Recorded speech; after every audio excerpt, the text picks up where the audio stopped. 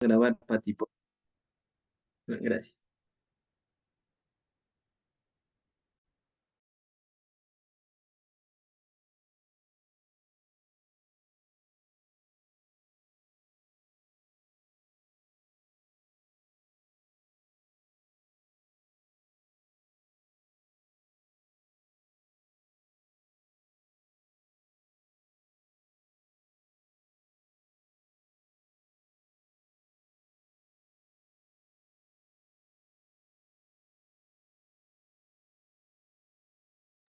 ¿Ya se puede ver la pantalla, chicos?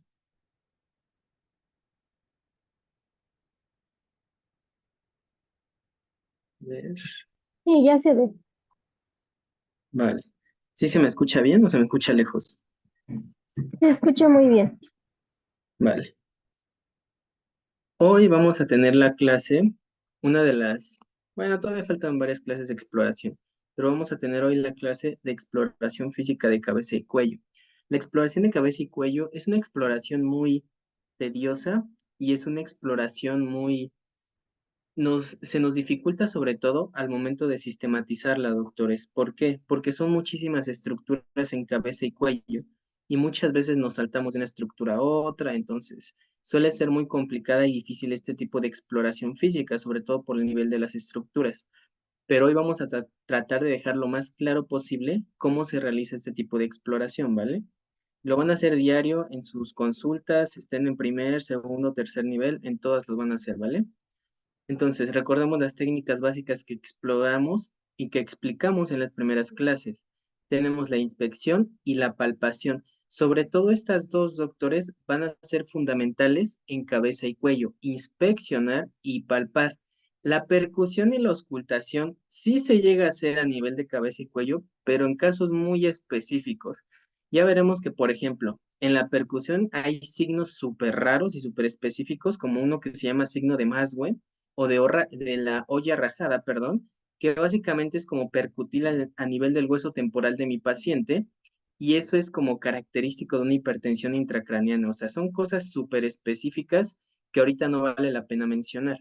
O por ejemplo, en la auscultación, cuando tenemos sospecha de alguna neoformación, o básicamente cuando tenemos, por ejemplo, una aneurisma, solemos auscultar a nivel del cuello.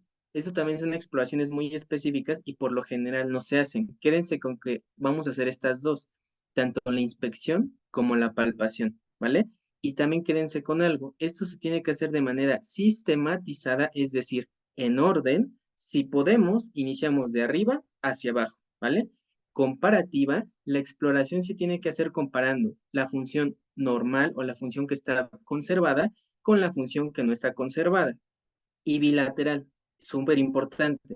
No solo voy a explorar un ojo, voy a explorar ambos globos oculares. O por ejemplo, la nariz, no solo voy a explorar una narina, voy a explorar ambas, ¿vale?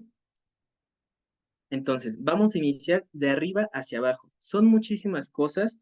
Si van teniendo dudas, tanto los de la grabación que la vean como ustedes ahorita, díganmelas sin miedo, ¿vale? Y se las respondemos. Entonces, iniciando por la cabeza, ¿qué vamos a evaluar en esto? Vamos a evaluar índice craneoencefálico. Vamos a observar el cráneo, el cuero cabelludo y prácticamente el cabello. ¿Qué es el índice craneoencefálico? Lo vamos a ver en las siguientes diapositivas, pero básicamente este índice nos sirve sobre todo en pacientes pediátricos. En pacientes adultos, pues ya no. La observación del cráneo. ¿Qué le tengo que ver a mi cráneo? El tamaño general del cráneo, cómo está su forma, cómo es su contorno. En contorno vamos a ver dos cosas, endostosis o exostosis. ¿Qué es una endostosis? Cuando, por ejemplo, mi paciente tiene una protrusión o digamos un hundimiento de la cabeza, endo hacia adentro. ¿Qué va a haber? Un hundimiento de la cabeza. Traigo ejemplos, ¿vale? ¿Y qué es una exostosis? Lo contrario. Si la endostosis era un hundimiento, la exostosis es una protuberancia, ¿vale? Estas dos cosas tenemos que ir viendo así a simple vista de nuestro cráneo, chicos. Y en general, el estado de la superficie. ¿Qué tal si su paciente llega y tiene aquí como lesiones, ¿no? Tiene aquí como este cizallamiento, o sea, tiene como rasgaduras, así como si se hubiera caído y le hubiera quedado aquí lacerada, ¿no? La piel. Pues, por ejemplo, ese paciente pudo haber tenido un accidente, ¿no? Es un ejemplo. El cuero cabelludo, ¿qué le vamos a observar a este? la cantidad, y esto es importante sobre todo en pacientes que pueden llegar a tener alopecia o caída del cabello, el grosor, esto también es fundamental, chicos, porque ya veremos en síndromes que, por ejemplo, un paciente hipotiroideo tiene un grosor muy disminuido a comparación de un paciente que no tiene hipotiroidismo y hasta se le suele caer el cabello a ese tipo de pacientes, ¿vale? La textura igual suele tener una textura sumamente rugosa y, por ejemplo, si hay presencia de zonas de alopecia, que veíamos en este caso que es la cantidad del cabello. Ahora bien, vamos a tener que igual separar el cabello. Esto ya es más en la palpación, pero ¿por qué es importante? Porque separando el cabello, chicos, podemos llegar a encontrar, por ejemplo, zonas de descamación. Podemos encontrar, por ejemplo, nevos, que son los lunares que podemos tener a nivel de la cabeza, cicatrices. Esto va a ser muy común en sus pacientes, sobre todo cuando estén en el servicio de traumatología o de medicina interna. Van a ver que los pacientes traen cicatrices de hasta 10 centímetros que les recorre todo, por ejemplo, el hueso temporal, ¿no? Digámoslo de una manera. O presencia de masas anormales. Igual, si tiene presencia de alguna tumoración, ustedes lo van a ver a simple vista, ¿ok? Entonces, esto es básicamente lo que les acabo de decir que se tiene que explorar en cráneo. Básicamente este cuadrito es para que ustedes se vayan guiando, pero todo esto se los voy a ir explicando. Lo que les comentaba, los tipos de cabello es fundamental porque se le describe al paciente su tipo de cabello. Tenemos que saber con estos cuatro: cabello liso, cabello ondulado, cabello rizado y también a lo que se le denomina como cabello crespo, ¿vale?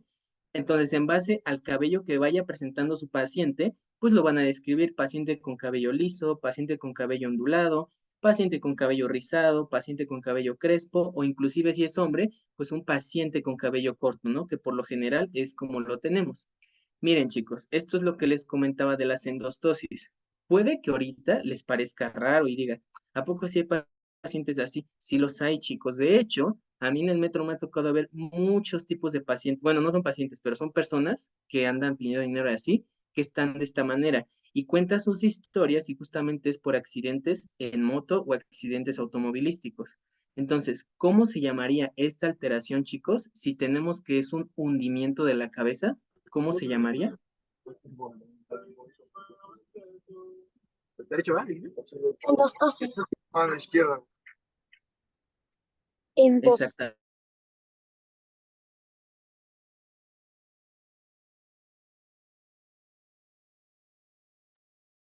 Ya no te escuchas, Owen. Ay, le puse el mute, perdón.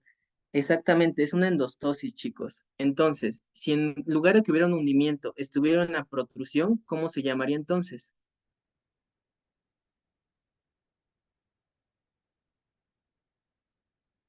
Exostosis. Exocitosis. Exostosis, ¿vale? Eso es importante porque ya no quiero que a sus doctores les digan, es que el paciente está hundido, o el paciente tiene como el cráneo hundido, o el paciente tiene una bola en el cráneo. No, el paciente tiene presencia de endostosis, o el paciente tiene presencia de exostosis, ¿vale? Esa es la forma adecuada. Vamos a ir viendo estos términos, chicos, para que ustedes cuando les pregunten a sus doctores, pues le digan de manera adecuada, ¿vale? Entonces, estos son los puntos importantes de la inspección general que nosotros tenemos que hacer a nivel de la cabeza. El cabello, les comentaba, tenemos que decir la cantidad y el grosor, cómo es la distribución de este cabello, el color y si hay presencia o no de zonas de alopecia o de caída del cabello. En el cuero cabelludo, que es prácticamente lo que se enraiza, por así decirlo, a nivel del cráneo. Si hay presencia de cicatrices y si hay cicatrices, describir por qué fue la cicatriz: accidente automovilístico, tuvo un accidente en el trabajo, etcétera. Si hay presencia de costras, eso también es importante, sobre todo porque puede haber, por ejemplo, ya veremos, dermatitis seborreica. Ya veremos más adelante qué es eso. Nevos y presencia de escamas, sobre todo si hay algún tipo de infección micótica, ¿no? Por algún hongo que se pueda ver a nivel del cuero cabelludo. Y por supuesto las tumoraciones que veníamos hablando. El cráneo, ¿cómo vamos a describir el cráneo? Según su forma, su forma, el tamaño y la simetría. Entonces, empezando por el cráneo. El tamaño del cráneo lo voy a determinar, vamos a empezar con este, el tamaño. Se va a determinar mediante la medición del perímetro cefálico, ¿vale? En las alteraciones del volumen del cráneo vamos a tener dos: macrocefalia y microcefalia. Como su nombre lo dice, macrocefalia es una mayor circunferencia del cráneo con respecto a la edad. ¿Qué es la microcefalia? Una disminución en la circunferencia del cráneo, pues menor que el promedio para su edad, ¿no? Básicamente, macrocefalia, una cabeza grande. Microcefalia, una cabeza muy chiquita, ¿vale? Entonces, por ejemplo, en la macrocefalia, si se fijan, del lado derecho tenemos una microcefalia. Se ve una reducción de este volumen del cráneo, pues muy prominente. En cambio, de este lado vemos una cabeza que está más agrandada. Esta sería macrocefalia y esta sería microcefalia. Cuando ven a un paciente así, no le van a decir un paciente con cabeza chiquita o un paciente con cabeza grandota. Le van a decir paciente con macrocefalia o paciente con microcefalia, ¿vale? La macrocefalia, por lo general, ¿por qué se genera? Se genera como una manifestación clínica de una hidrocefalia. ¿Qué es una hidrocefalia? Como su nombre lo dice, hidro, agua, cefalia del cráneo. Es una acumulación excesiva de líquido dentro del cráneo. Como se podrán imaginar, esto suele ser debido a la acumulación de líquido cefalorraquídeo, que ya vieron en neuroanatomía. ¿Qué pasa? Pues que este líquido cefalorraquídeo, por una u otra manera, se tapan los conductos por el cual este fluye, que ya sabemos que es a través de los ventrículos, a través del conducto de Silvio o de Monroe, etcétera, ¿no? En todo el trayecto puede que alguno se tape, y eso es suficiente como para que se quede acumulado dentro del cráneo. Esto como tal es importante, chicos, porque cuando tengan pacientes pediátricos van a tener que explorar las fontanelas. ¿Y qué relación tiene la hidrocefalia con las fontanelas? Como tengo mucho líquido dentro del cráneo, de cierta manera me va a impedir que cierre lo que se le conocen como suturas o fontanelas, chicos, ¿vale?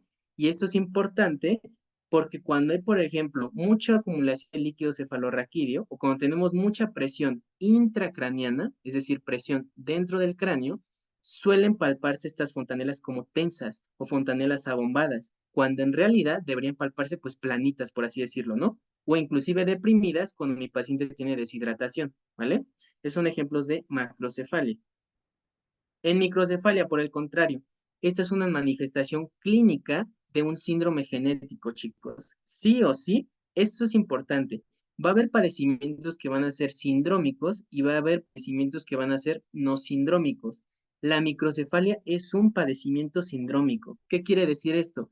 Que sí o sí se relaciona con algún tipo de síndrome genético. Punto, chicos. En este caso, la microcefalia es una manifestación clínica de anencefalia. ¿Qué es la anencefalia? Pues prácticamente es una enfermedad que prácticamente me hace que mi cráneo esté disminuido de tamaño, me produce microcefalia, ¿ok? ¿Por qué es importante la microcefalia? Porque esta es una alteración congénita y como se podrán imaginar, si tengo una disminución en este volumen del cráneo, por lo general se acompaña de un déficit, ¿vale? Es decir, una alteración en el desarrollo intelectual del niño y suelen tener retraso mental, mientras que la macrocefalia no suelen tenerlo. Entonces la microcefalia es una alteración más grave y con asociación a un síndrome genético. Quédense con eso, ¿vale? Ahora bien, estas alteraciones en el volumen del cráneo, pues les comentaba. Aquí tenemos un paciente normocéfalo, se le denomina, cuando no tenemos alteraciones en este tamaño del cráneo, microcefalia cuando tenemos una disminución del volumen del cráneo y macrocefalia cuando tenemos un cráneo mayor del normal. Por lo general les comentaba que puede ser por hidrocefalia, no es la única causa. Podemos llegar a tener también algo que se llama ventriculomegalia. Esta ventriculomegalia es un crecimiento excesivo de los ventrículos laterales. Pero son ejemplos, ¿vale? Ahorita me interesa que entiendan qué es macro, qué es micro y qué es el normocéfalo, ¿ok? Entonces, ¿qué tipos de forma del cráneo vamos a tener, chicos? Aquí algo importante. Se va a determinar por la relación entre el diámetro transversal, es decir, que pasa de lado a lado, y el diámetro longitudinal o anteroposterior, es decir, de adelante hacia atrás. Estos dos ejes nos van a servir para determinar la forma del cráneo. ¿Cómo es un cráneo normocéfalo, chicos, sin ninguna alteración? Pues tiene un diámetro anteroposterior, si se fijan, de adelante hacia atrás, mayor que mi diámetro transversal. ¿Por qué? Pues porque le da esta forma característica como si fuera, no es redondo por como tal, pero sí es como tirándole entre ovalado y redondo, ¿vale? Pero no es un círculo perfecto, obviamente, chicos.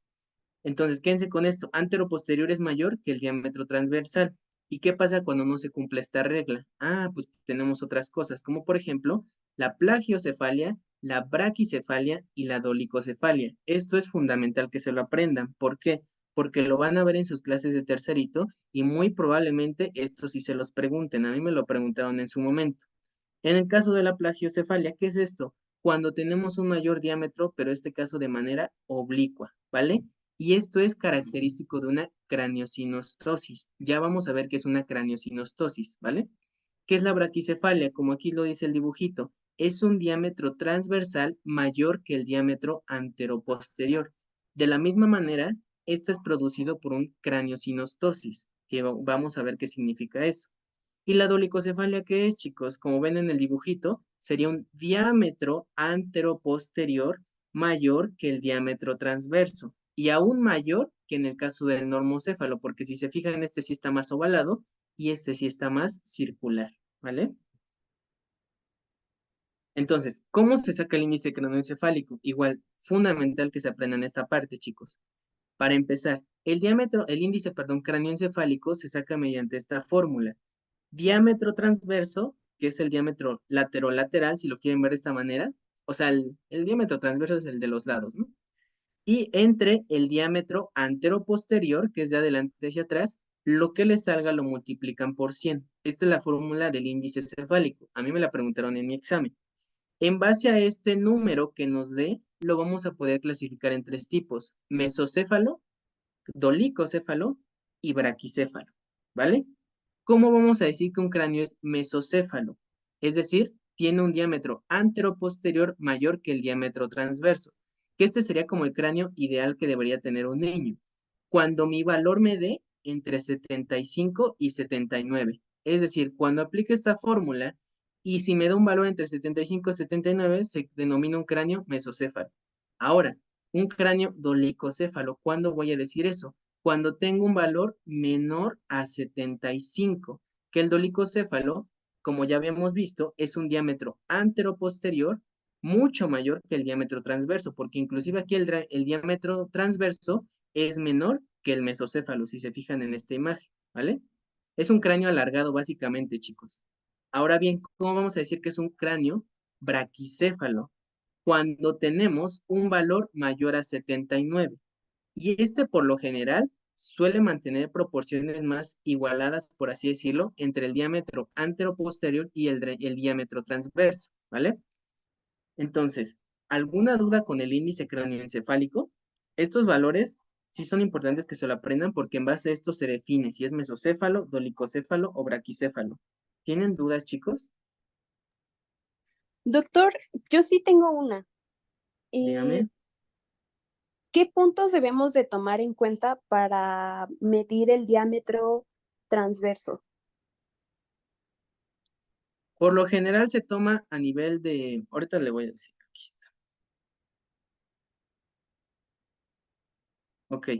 En el caso del diámetro, voy a empezar con el anteroposterior. En el caso del diámetro anteroposterior, lo importante es que pase, pueden medirlo desde inclusive desde la frente, pero es importante que pase a nivel del brecma, a nivel del vértex y a nivel del lambda, es decir, son puntos anatómicos de referencia y suele llegar inclusive hasta el occipucio. En el caso del diámetro, ¿cuál me preguntó? ¿Transversal?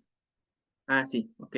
En el caso del Sí, diámetro transversal, lo podemos tomar inclusive antes de llegar a la oreja. Es que tengo acá una imagen, podemos tomar ahí, miren, de esta manera. Desde acá, desde antes de llegar a otra parte. Yo no tengo una imagen clara.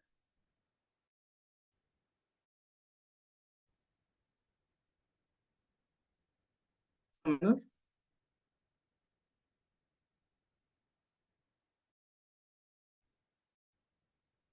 Ah, ok. ¿Qué me escucharon? ¿Nada?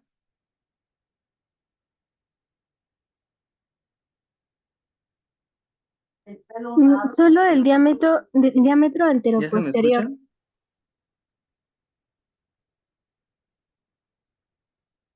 Ya ahí ya te Ok, en el escucho. caso del en el caso del diámetro transverso, lo podemos tomar desde esta porción antes de llegar o tocar esta parte de la oreja hasta prácticamente la otra porción, ¿vale? Como si fuera en forma de U, ¿ok? De esa forma lo podrían medir el diámetro transverso.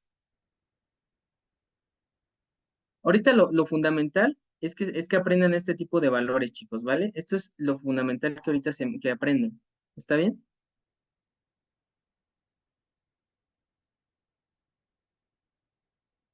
Bueno. Entonces, en el caso de las craneosinostosis, ¿qué son estas? Estas se definen como el cierre prematuro o el cierre anticipado de las suturas craneales. Estas craneosinostosis como tal derivan en estas malformaciones del cráneo que venimos hablando. ¿Por qué ocurre? Porque una sutura se cierra antes de tiempo. Y como se cierra antes de tiempo, no permite el crecimiento adecuado del cráneo. Y se puede ir hacia un lado o hacia el otro, dependiendo qué sutura se afecte. En este caso podemos llegar a la afección en la sutura sagital, la sutura coronal, la anterior y la posterior. Son como las que comúnmente se llegan a afectar, que da como resultado las alteraciones que acabamos de ver, la braquicefalia, la dolicocefalia, otra que vamos a ver que es la turricefalia, otra que es escafocefalia, trigonocefalia y la que ya habíamos visto que es la braquicefalia. Pero prácticamente es eso, cierre prematuro o anticipado de las suturas del cráneo. Y para decir si es una craneosinostosis o no, tenemos que conocer los tipos de sutura que hay. Básicamente nos vamos a centrar en estos tipos. La sutura coronal o también denominada frontoparietal porque pasa por el hueso frontal y por los huesos parietales. La sutura sagital o también denominada interparietal porque pasa por ambos huesos parietales y la sutura lamboidea, que prácticamente pasa a nivel del lóbulo parietal y del lóbulo occipital. También por eso se le denomina parieto-occipital. Estas tres son las que nos vamos a centrar en esta clase, pero también hay otras, como la sutura metópica, la fontanela anterior y también tenemos la fontanela posterior, ¿ok? Entonces, ¿qué va a ser importante en las craneosinostosis? Les comentaba, definir cuáles son sindrómicas y cuáles no son sindrómicas. ¿A qué se refiere sindrómicas? Que están asociados a síndrome y por lo general son genéticos o son síndromes que pueden llegar a crear otras alteraciones. En el caso de las no sindrómicas, no se asocian a síndromes. Las no sindrómicas van a ser las más comunes. Se dice que hasta 75% de los casos. ¿Qué es algo importante? Que únicamente me va a afectar una sutura, ya sea la sutura sagital, que en este caso es la mayormente afectada. En el caso de la sindrómica, se asocia a otros síndromes. Se han detectado inclusive más de 100 síndromes que se llegan a asociar con que haya presencia de una craneosinostosis. Por lo general, a diferencia de la no sindrómica, me afectan múltiples suturas, es decir, no solamente me afectan una sola. Y la sutura coronal por lo general es la mayor afectada en la sindrómica, mientras que la no sindrómica, la sutura sagital, es la que mayormente se va a ver afectada. Y para hablar de si una sutura se cierra de manera prematura o no, tenemos que ver el tiempo de cierre normal de las suturas. Por lo general, las dos que nos tenemos que aprender es la anterior y la posterior. La anterior se cierra en un promedio de los 9 a 18 meses y la posterior se cierra en un promedio de los 3 a 6 meses. A grandes rasgos, ustedes cuando les pregunten pueden decir, la fontanela anterior se cierra a los 24 meses y la posterior a los 2 meses, ¿no? Y así les pregunta su doctor. Pero aquí tenemos todas las demás cómo se van cerrando. Si se fijan, eso es algo interesante. La sutura coronal, la sagital y la lamoidea se dicen que el tiempo para que cierre de manera total es hasta los 40 años. Y ustedes se preguntarán, ¿pero por qué tarda tanto tiempo? Esta es una manera de protección, chicos. Ya veremos en clases futuras que en una presión intracraneana, para compensar esta diferencia de los tres contenidos que hay en el cráneo, puede llegar a disminuir un flujo como para que se disminuya la presión, ¿vale? A lo que quiero llegar es que el cráneo puede llegar a tener medidas compensatorias para disminuir, por ejemplo, la pretracraneana, que una de ellas es una expansión del cráneo. Obviamente no va a ser una expansión significativa, así una bolísima que pueda hacerse el cráneo, pero sí lo suficiente como para que se pueda llegar a disminuir esta presión dentro del cráneo. Justamente por esto tardan en cerrarse hasta 40 años, como para tener ese método o esa medida compensatoria en caso de tener un problema de ese tipo. Pero aquí tenemos las demás, los tiempos de cierre para que lo vayan repasando, pero lo que nos queremos quedar en esa clase es con la anterior y con la posterior, ¿ok? Entonces, otra alteración es la escafocefalia. Si se fijan, esta también es denominada como el signo del cíngulo. ¿Por qué? Porque si recordamos a nivel de nuestro ventrículo, tenemos esta formita, ¿no? Como el giro del cíngulo. Es un signo muy, muy característico y muy bien representado. En este caso, dice que es el cierre prematuro, en este caso de la sutura sagital, que ya decíamos que unía los huesos parietales. También por eso se le denominaba, pues, parieto, ¿no? Esta va de adelante hacia atrás y justamente como va de adelante hacia atrás, es por eso que tiene esta afección en el diámetro anteroposterior. No puede crecer como tal la cabeza a lo ancho, si se fijan.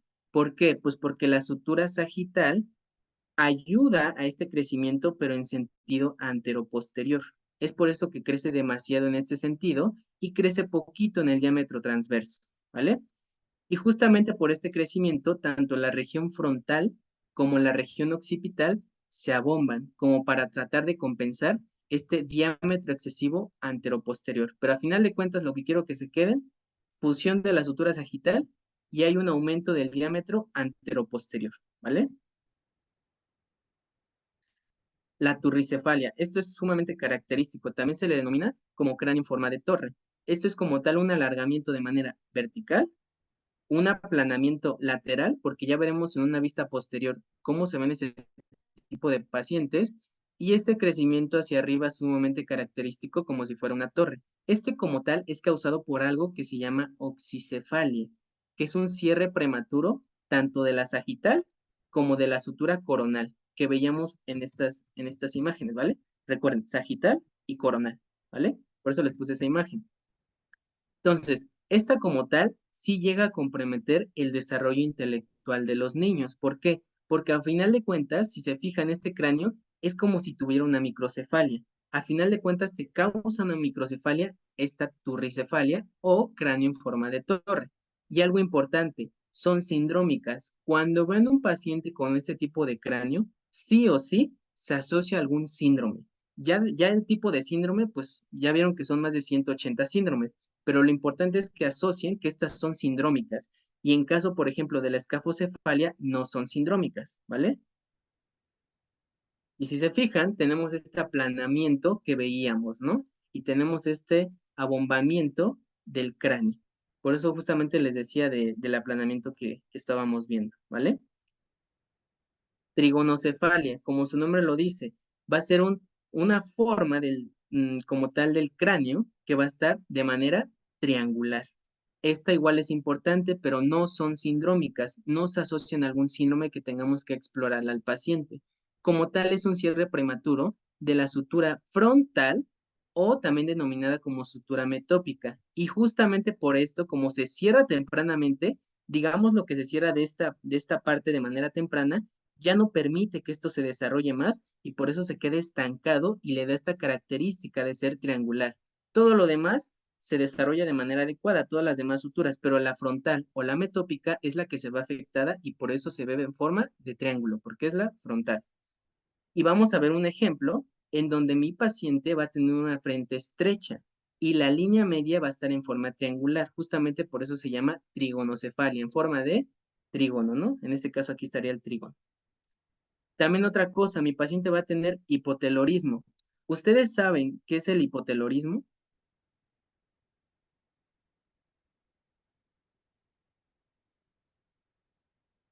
Básicamente el hipotelorismo,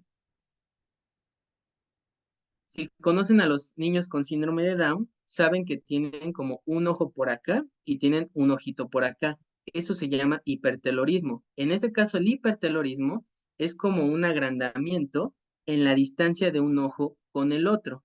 ¿Qué sería hipotelorismo? Pues un acortamiento de la distancia entre un ojo y el otro. Eso es el hipotelorismo. Y si se fijan, es muy característico en este paciente. ¿Ya vieron la forma triangular que denominamos aquí en el hueso frontal? Eso es la trigonocefalia. Y si se fijan, aquí es más evidente como si fuera un triángulo aquí en nivel de su región frontal del niño, ¿vale? Otra cosa importante es que se suele llegar a asociar con síndromes, bueno, no es sindrómica, se suele llegar a asociar con malformaciones más bien, sobre todo de tipo neurológicas. Es por eso que estos pacientes tienen que tener pues un tratamiento más específico con ellos. Y aquí es el resumen de lo que les acabamos de decir. Este es el cráneo normal, esta es la plagiocefalia, que es prácticamente un aumento del diámetro oblicuo, braquicefalia, que es un aumento del diámetro transverso, y la dolicocefalia, que es un aumento del diámetro anteroposterior. Sí es importante que se aprendan esto y sobre todo los rangos que les acabo de decir en el índice cráneoencefálico, ¿vale? Entonces, esto es como un resumen de lo que acabamos de ver. La inspección que podemos ver a simple vista, pues detectará anormalidades, como por ejemplo microcefalia o macrocefalia. En el caso de la palpación, lo que les comentaba, detectar asimetrías en el cráneo, ¿vale?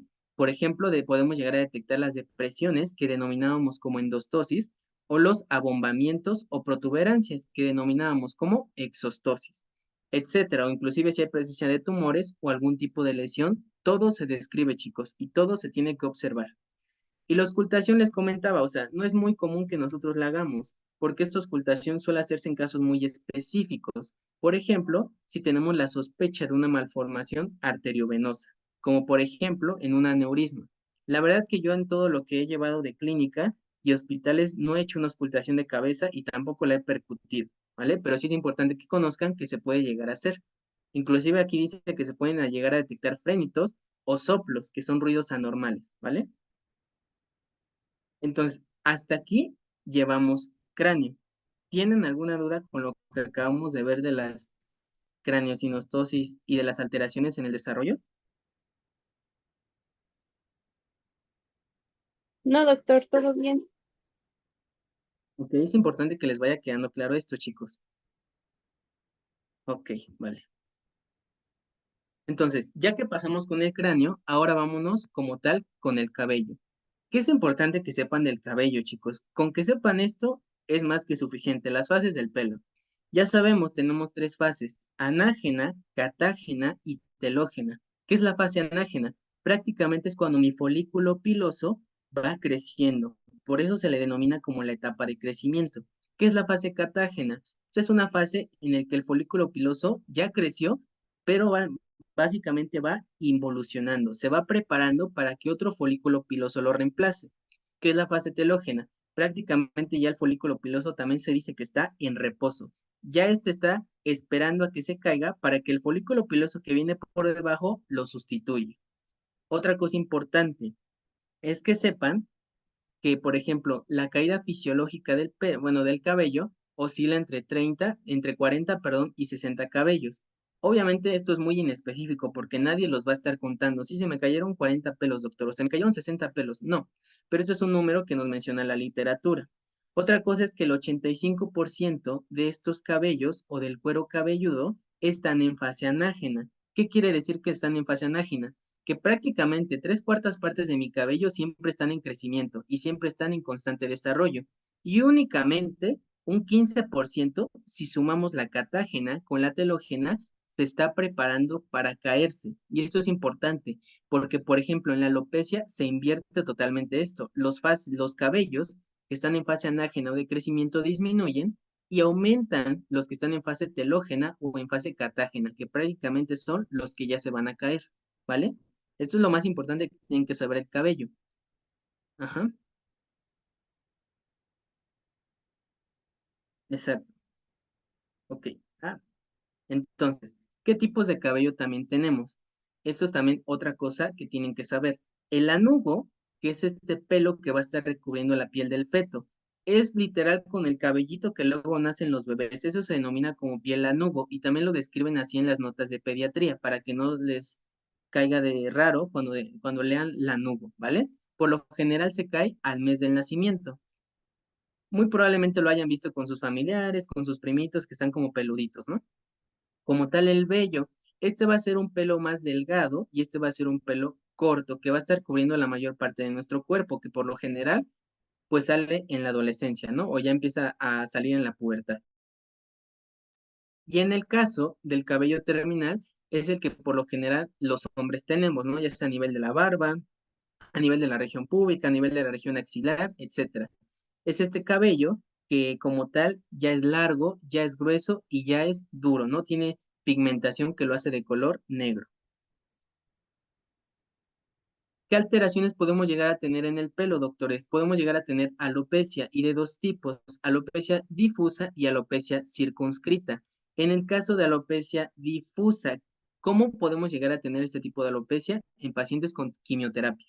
Los pacientes con quimioterapia se va a ver afectado el folículo piloso y sobre todo se va a empezar a caer el cabello de manera difusa. ¿Qué quiere decir con esto? Que no únicamente de la región parietal o únicamente de la región occipital se me va a estar cayendo. Se me va a estar cayendo de prácticamente todas las partes del cráneo. No va a haber una región específica que digas, ah, de la región temporal se me va a estar cayendo. No, eso es alopecia difusa, que no tenemos como tal claro que haya una región del cráneo en donde se esté cayendo más el cabello. Y por ejemplo, ¿cuándo es una alopecia? Ahorita en los ejemplos le va a quedar más claro. Una alopecia circunscrita, como su nombre lo dice, cuando sí tenemos como tal zonas específicas en las cuales se me está cayendo el cabello. ¿Qué ejemplo tenemos de alopecia circunscrita? Alopecia areata. Ya verán en sus clases de dermatología que este tipo de alopecia areata sobre todo es de tipo inmune. Tenemos autoanticuerpos que van a estar destruyendo el cabellito. Y en el caso de la quimioterapia, pues no es algo inmune, es algo inducido para controlar un proceso cancerígeno. Y aquí tenemos el ejemplo, doctores. Si yo les preguntara, en este caso, ¿cuál es la alopecia difusa y cuál es la alopecia circunscrita? ¿Cuál responderían?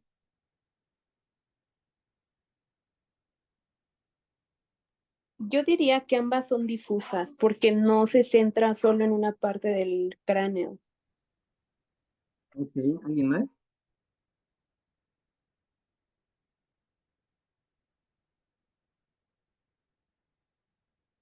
Vale, pues sí, se puede decir que, bueno, a simple vista podrían llegar a decir que son difusas. En este caso, la del lado derecho es un paciente que fue inducido por quimioterapia. En este caso es una alopecia difusa. Si se fijan, tenemos muy poca delimitación del cuero cabelludo con la otra región. Prácticamente está a nada de quedar sin ningún tipo de cabello el paciente. Estos son como los principios en el que el paciente está sometido a quimioterapia. Y en el caso del lado izquierdo, esta es una alopecia circunscrita. Si bien la alopecia areata, que es una de las principales etiologías, suele presentarse mayormente en las mujeres, también puede haber mayor afección o también puede llegar a aparecer en los hombres. Si se fijan, se denomina circunscrita. Esto es sumamente importante que lo detecten, porque tenemos la presencia de bordes que delimitan la alopecia. Si se fijan aquí, no hay bordes que me delimiten la alopecia, se sigue. Y aquí sí hay bordes que me están delimitando la alopecia. Como por ejemplo, aquí tenemos alopecias o múltiples zonas alopécicas orientadas en la región occipital, en la región parietal y en la región temporal, ¿vale? Delimiten eso, los bordes, para definir si es una alopecia difusa o circunscrita. En este caso no hay bordes y en este caso sí los hay. Ahora bien, esto, por ejemplo, chicos, esto también es una alopecia, pero que se va generando por un proceso de quimioterapia. Si se fijan, se va cayendo el cabello poco a poco, ¿vale? En este caso está empezando la paciente en la región frontal y en la región parietal, está empezando con la caída del cabello. Y en este caso, imagínense que les llega un paciente y ustedes empiezan a separar el cuero cabelludo. ¿Qué pensarían, por ejemplo, si vieran estas capas como amarillentas, medio blanquecinas y como de mucho espesor? ¿Qué pensarían, por ejemplo, en este tipo de pacientes? ¿Qué tendría?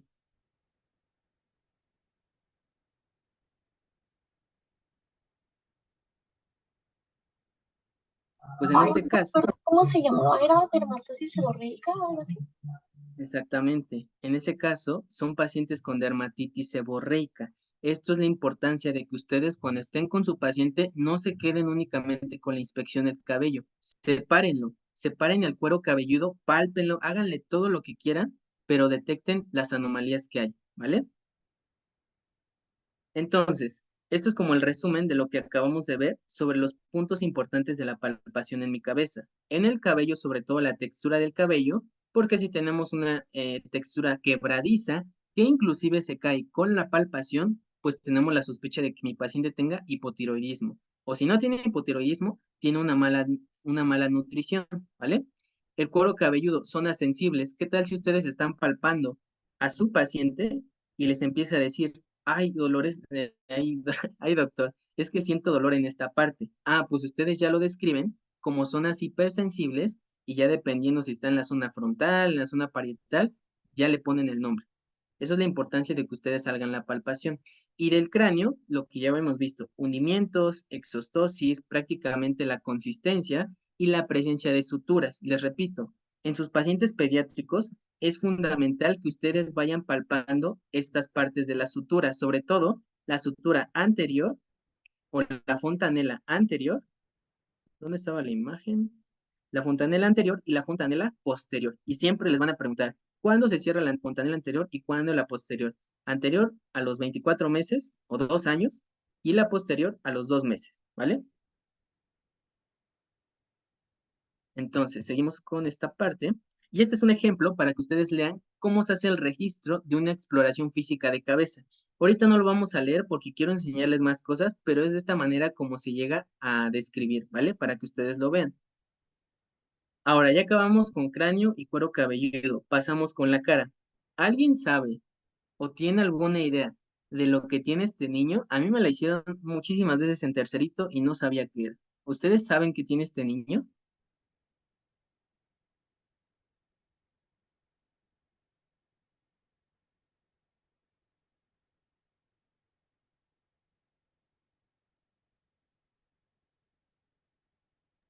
No, yo no. ¿Alguien recuerda qué eran las líneas de Pastia?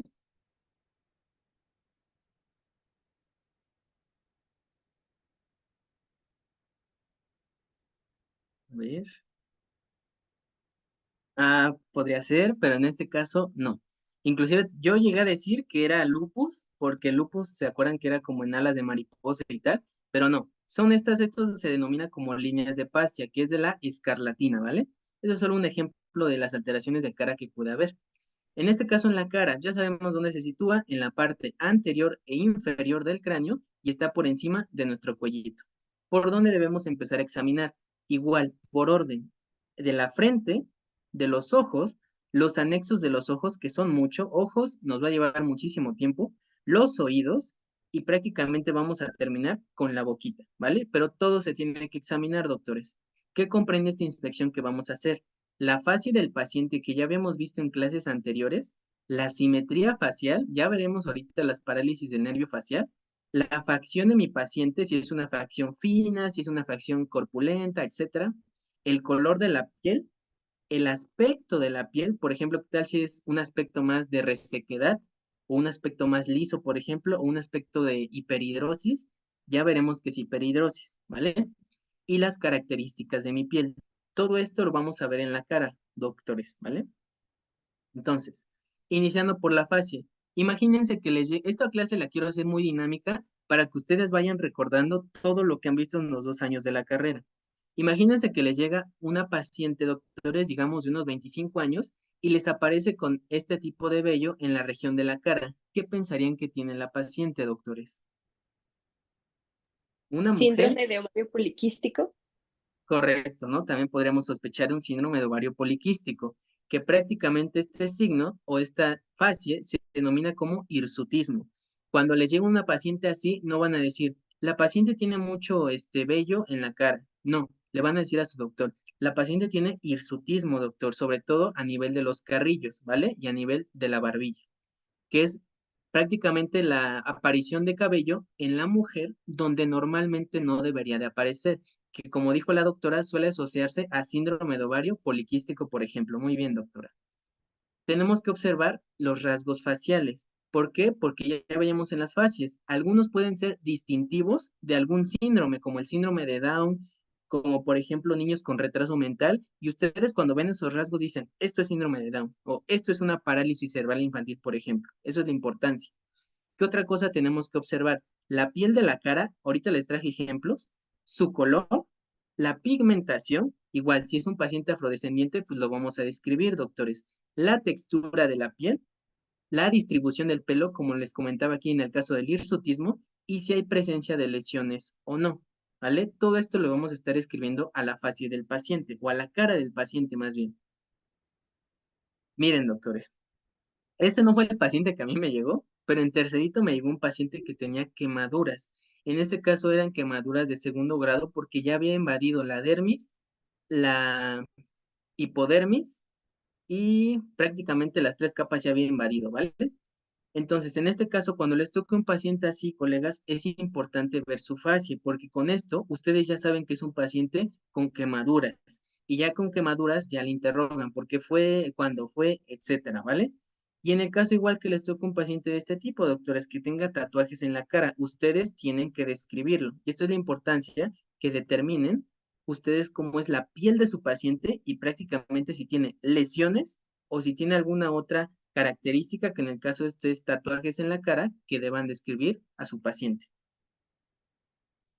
Esto es un recuadro de las facies que ya les había dado en la clase de hábitus exterior, solo para que la recuerden. Tenemos muchísimas facies, doctores. Tenemos la facie cushingoide, que es la del síndrome de Cushing, la hipertiroidea, la hipotiroidea, la acromegálica, que prácticamente es cuando los pacientes están agrandados de sus extremidades, la de parálisis facial, etcétera, doctores, ¿vale? Y aquí les traje un ejemplo de cómo se hace el registro de la cara, para que igual lo lean y sepan cómo se llena en una historia clínica. Esto no lo vamos a leer porque perdemos mucho tiempo y quiero enseñarle más cosas, ¿vale? A ver. Ahora, pasémonos con la frente. Ya vimos que, por ejemplo, mi paciente no tiene una fase característica y aparentemente la cara está bien. Ok, pues síguete con la frente, ¿no? En este caso de la frente, vamos a determinar tres aspectos fundamentales. Que haya desaparición de los pliegues a nivel transversal de la frente, que tengamos algo que se denomina como omega depresivo, que prácticamente esto es una fase depresiva, doctores, ¿vale? Y que la frente o la región temporal tengan una lesión por algún tipo de infección. En este caso, el herpes zóster, porque recuerden, el herpes zóster es una de esas enfermedades que sigue la línea de algunos dermatomas, ¿vale? En este caso, sigue la rama del nervio trigémino, específicamente la rama oftálmica, que es B1, ¿vale? Entonces, este paciente tiene una desaparición unilateral de los pliegues del lado derecho. Es decir, cuando nosotros hacemos como fruncimos el ceño, se le denomina así, se hacen unos pliegues aquí en nuestra frentecita. En este caso, si se fijan, desapareció y del lado izquierdo del paciente lo sigue teniendo. Si yo les preguntara, doctores, en este caso, la parálisis facial, ¿de qué lado se le ha afectado? ¿Cuál me dirían?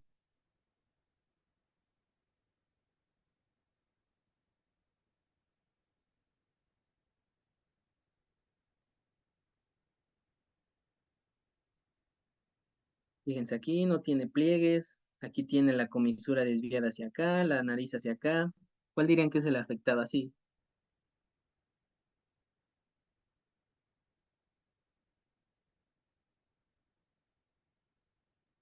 Bueno, pues el lado afectado, doctores, esto quédenselo para cuando vean un paciente sepan qué lado es afectado. En este caso, el lado afectado es el derecho. ¿Por qué? Porque tenemos aquí la ausencia de los pliegues a nivel de la frente y eso quiere decir que mi musculatura del nervio facial no está funcionando. Otro que pueden llegar a tomar en cuenta, cuando se desvía o la desviación de la comisura labial y prácticamente del ala de la nariz, se desvían hacia el lado sano. ¿Qué quiere decir? Que si en este caso se me desvía hacia la izquierda, mi lado sano es el izquierdo. ¿Por qué? Porque aquí tenemos los músculos que están conservados. Y justamente como tenemos estos músculos conservados, jalan hacia el lado sano esto, porque ya no hay como esta resistencia que ponen los otros músculos para que permanezca todo en línea, ¿no? O recto. Entonces, el lado desviado va a ser el lado sano y el que no tenga el pliegue o el que tenga el signo de Bell, que prácticamente es cuando el ojito se va hacia arriba, es el lado afectado, ¿vale? Lado sano, lado afectado. Vamos a tener otra. ¿Les quedó duda algo con el parálisis facial?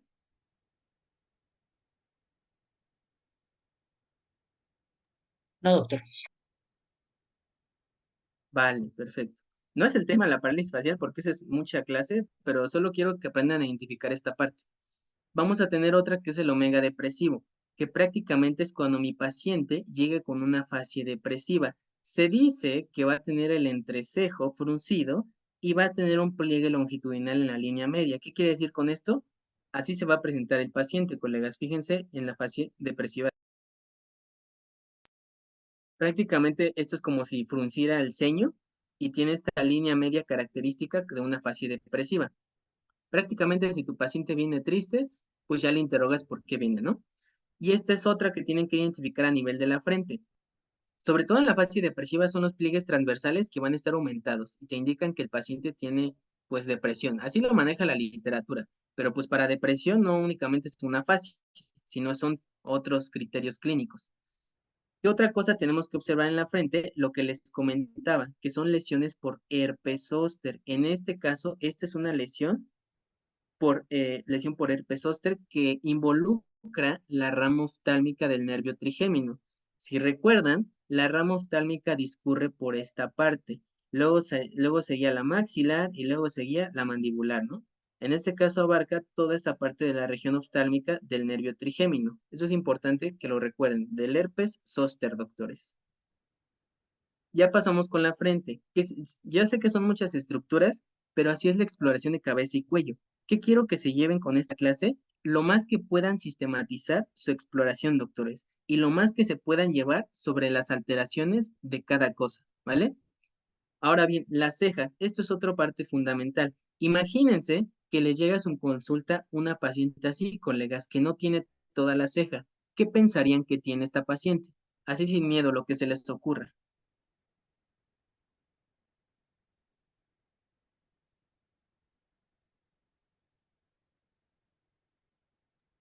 Tal vez que está en proceso de quimioterapia. Justo, esta es una característica, exactamente, cáncer, exactamente. Esta es una característica de los pacientes que están sometidos a quimioterapia, se les empieza a caer la ceja, ¿vale? Ahora bien, esta no es la única alteración en la ceja en donde podemos ver esta presencia de anomalías. También podemos ver, por ejemplo, pérdida de la cola de la ceja. Si se fijan, aquí hay una ausencia total de la ceja, de los pelos de la ceja, pero también podemos perder secciones de la misma. En este caso podemos perder la cola de la ceja.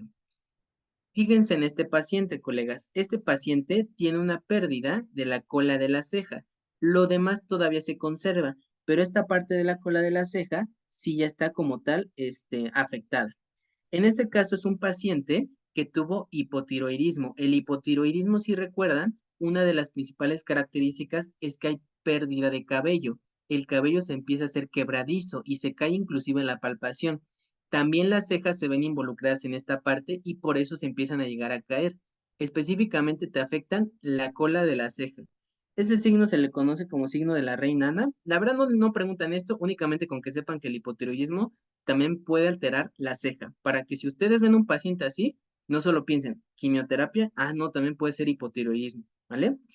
¿Qué otra cosa podemos tener que me pierda como tal la cola de la ceja? Podemos tener hipotiroidismo, pero también podemos tener sífilis. Esta es pregunta de examen. Pérdida de la cola de la ceja, ¿qué tiene mi paciente? Bueno, no te lo preguntan así, pero es sífilis. Y sobre todo sífilis secundaria. La sífilis te llega a afectar esta pérdida de la cola de la ceja. Si te fijan, aquí hay una pérdida igual de esta parte, y no únicamente de esto, sino que ya la paciente empieza a perder pelo de la región frontal, ¿vale? Hipotiroidismo y sífilis me causan pérdida de la cola de la ceja. Ahora bien, puede haber pérdida. No se puso. También otra pérdida que podemos llegar a tener es por tricotilomanía. ¿Qué significa eso? Es cuando el paciente tiene un trastorno psiquiátrico que hace que se arranque las cejas. En este caso, perdón, es la tricotilomanía. Se empiezan a arrancar secciones de la ceja. También por eso puede llegar a haber ausencia de esta. Entonces, sífilis, hipotiroidismo, tricotilomanía, eh, quimioterapia, son como de las 4 fundamentales que se aprendan en este apartado, colegas. Ahora, ya pasamos con las cejas, ahora con los párpados. En los párpados pueden ver muchísimas cosas y aquí vamos a hacer mucho énfasis. Podemos tener alteraciones congénitas, como por ejemplo el epicanto. Si se fijan, aquí el niñito tiene como un, digamos, globo ocular o tenemos esta parte del párpado circular, cuando por lo general tenemos una angulación interna.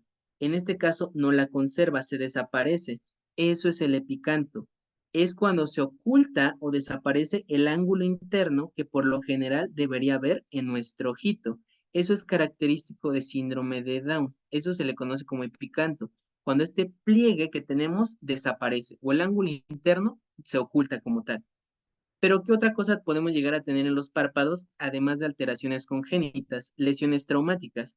Ustedes ya vieron, me imagino en ICB, el tema de traumatismo cráneoencefálico. En el traumatismo hay signos de fractura de base de cráneo o signos de fractura de cráneo. En ese caso podemos llegar a tener hematomas, ¿no? Los famosos ojos de mapache que estamos representando en esta imagen. Que estos ojos de mapache eran representativos, si recuerdan, de una fractura de base de cráneo. Prácticamente hay una extravasación de sangre, es decir, la sangre se pasa a nivel periorbicular, alrededor de los ojitos, entre ellos afectan el párpado, ¿vale? Y no es el único, también se acompañaba, si recuerdan, del signo de Baron, ¿no? O el signo de lucha, ¿no? Que prácticamente es una equimosis retroauricular, y en los ojos de mapache es una equimosis periorbicular. Son como las alteraciones del párpado que se pueden llegar a presentar en lesiones traumáticas. Ahora bien, ¿qué otras alteraciones podemos llegar a tener en los párpados? Podemos llegar a tener alteraciones en la posición, como por ejemplo, algo que se llama triquiasis. ¿Qué es la triquiasis? Cuando mis pestañitas se van orientadas hacia adentro. Si se fijan en un ojo normal, las pestañitas como que hacen de inferior y hacia afuera. Pero ¿qué pasa en la triquiasis? Hacen de inferior y se meten, se van hacia adentro del ojito. ¿Y qué causan en el paciente? Que tenga constantes molestias al momento de ver. Siente un cuerpo extraño en el ojo. Este es otro tema de oftalmología que veremos en otros cursos. Pero la triquiasis prácticamente causan úlceras en la córnea y causan malestar y no dejan ver al paciente. Constantemente tiene esta sensación de que tiene algo en el ojito, ¿vale? Eso es la triquiasis. Ahora, ¿qué es? Vamos a ver otra alteración en la posición. Esto es en la posición de los párpados, colegas. Y el párpado no solo involucra como tal el párpado, sino también las pestañitas que están adheridas a este borde palpebral, ¿vale? Vamos a tener otra cosa que es el entropión. ¿Qué es el entropión? Prácticamente, este es un entropión, que es una inversión del párpado o una inversión del borde palpebral hacia adentro. Si se fijan, es como si tuviera el párpado metido, digámoslo de esta manera. Y si se fijan, las pestañitas igual se meten, va a tener las mismas características que en una triquiasis, va a tener esta incomodidad, va a tener esta sensación de que tiene algo en el ojo y no le permite ver de manera adecuada. Va a ser como una constante, irritación en el ojo que van a sentir estos pacientes, ¿vale? Esto es característico porque me causan tanto irritación como úlceras a nivel de la córnea, ¿vale? Por lo general, esto suele asociarse de tipo senil, es decir, por el aumento de la edad. Se pierde como tal la elasticidad en el párpado y se va hacia adentro como tal. Esto es un entropión. Ahora bien, ¿qué es un ectropión? Lo contrario, si el entropión era una inversión del borde palpebral o prácticamente se va hacia adentro, ¿qué es el ectropión? Ah, pues es una eversión de mi borde palpebral hacia afuera. Si se fijan, esta imagen se ve muy bonita porque es como si el borde palpebral ya se hubiera cansado o como si algo ya no lo estuviera sosteniendo y se fuera hacia afuera, ¿no? Bueno, sí, y se fuera como tal hacia externo, ¿no? Entonces, este ectropión como tal, lo más característico es que causa epífora.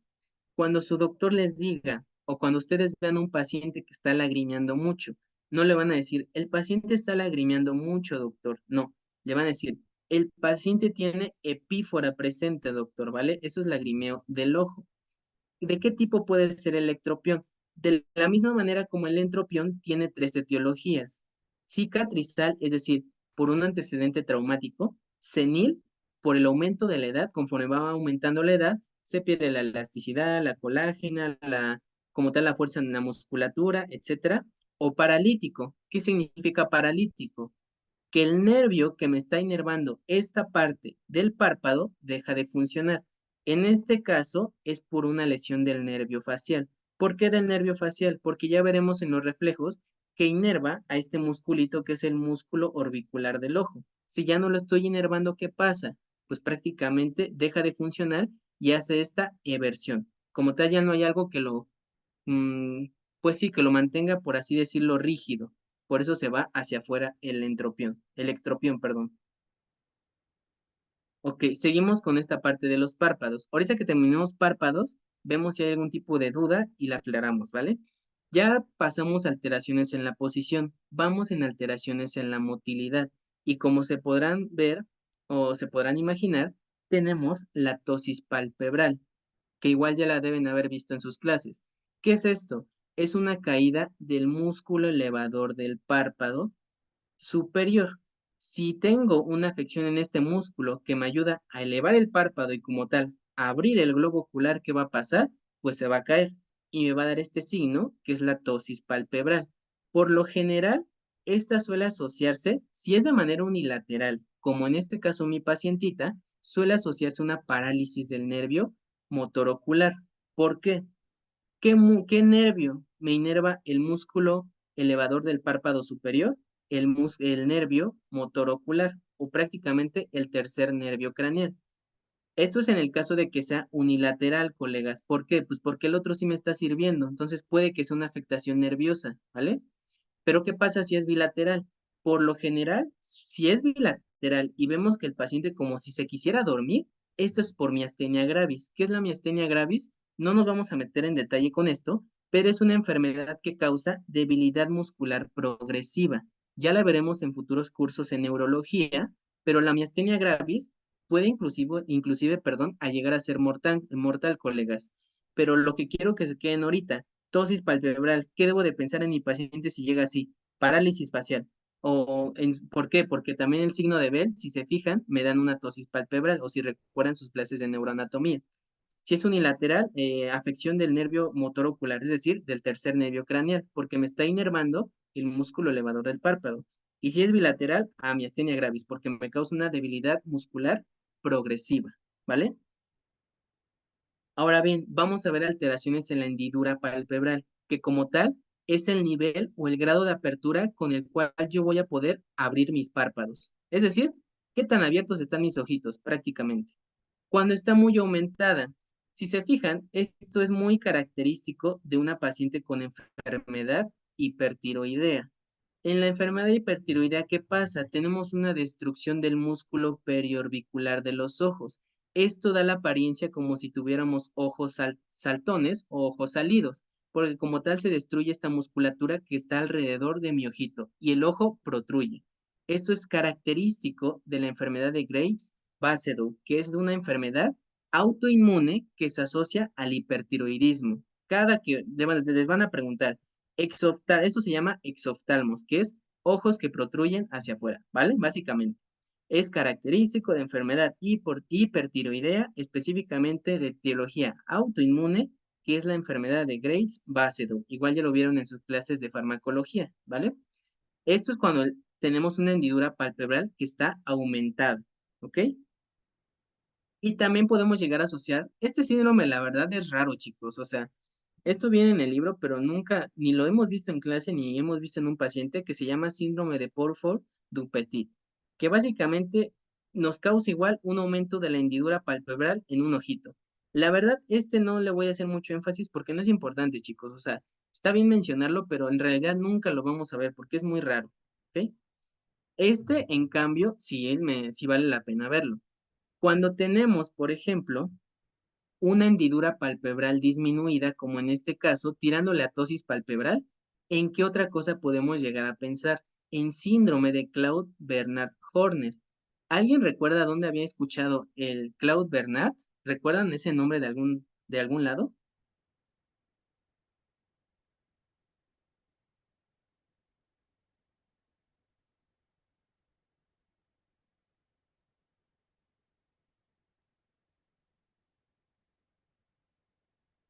No, prácticamente ese nombre. eh, ok. En fisiología ustedes vieron un nombre que era el que había creado el término en fisiología, ¿no? De Claude Bernard, ay, ¿cómo se llama el término? ¿Homeostasis? Ajá, justo homeostasis, iba a decir hemostasia. La homeostasis, justamente él creó toda esa parte de la homeostasis y tal.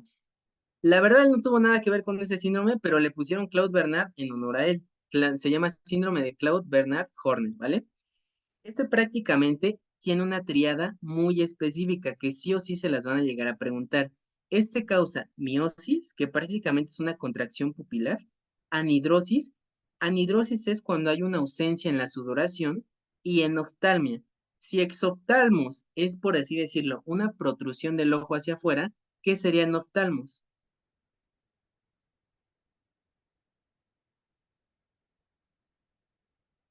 Pues como si el ojito se fuera adentro, ¿no? Lo contrario. Y causa enoftalmia, ¿vale?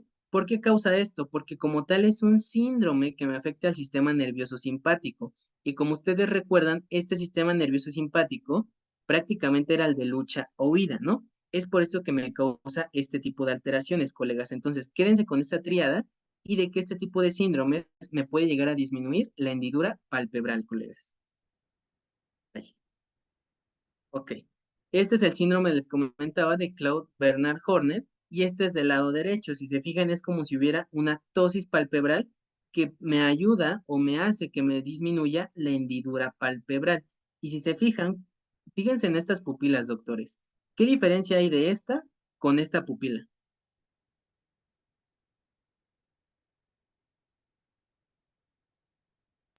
Una tiene miosis y otra midriasis. Justamente, entonces, ¿qué lado estaría afectado? ¿El izquierdo?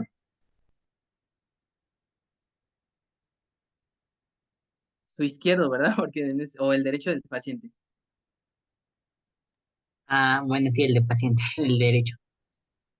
Justo, ¿no? Está afectado el lado derecho del paciente porque tiene miosis. Este es el síndrome de Claude Bernard Horner. Este sí quédenselo, chicos, porque sí lo llegan a preguntar. Ahora de los párpados, también tenemos lesiones inflamatorias. Cuando ustedes vean a su paciente y se presente de esta manera, esto se le denomina como blefaritis. Eso no es más que nada que la inflamación de los bordes palpebrales. Punto. Eso es blefaritis, inflamación de los bordes palpebrales. Como tal, produce un enrojecimiento a lo largo de la hendidura palpebral o de toda esta región del párpado y puede acompañarse de costras o escamas. Esto de costras y escamas ya es en casos muy severos, como por ejemplo una infección por estafilococo, una infección bacteriana, punto. Pero por lo general únicamente la blefaritis se presenta como enrojecimiento. Es benigno y como tal pues tiene tratamiento, ¿no vale? Ahora bien, otra cosa que sí o sí les van a preguntar en sus exámenes, ¿qué es orzuelo y qué es chalación? El orzuelo, también denominado como las perrillas, como nos decían nuestros familiares, estas ambas, doctores, van a ser obstrucciones glandulares. Una va a estar asociada a una infección y la otra como tal solo a un proceso inflamatorio. El orzuelo es una infección aguda y va a ser de tipo piógena. ¿Qué quiere decir esto? Que puede llegar a formar un absceso. La afección de las glándulas es otra cosa fundamental. Por lo general, el orzuelo afecta a las glándulas de 6, de Moll o de Meibomio. ¿Qué quiere decir?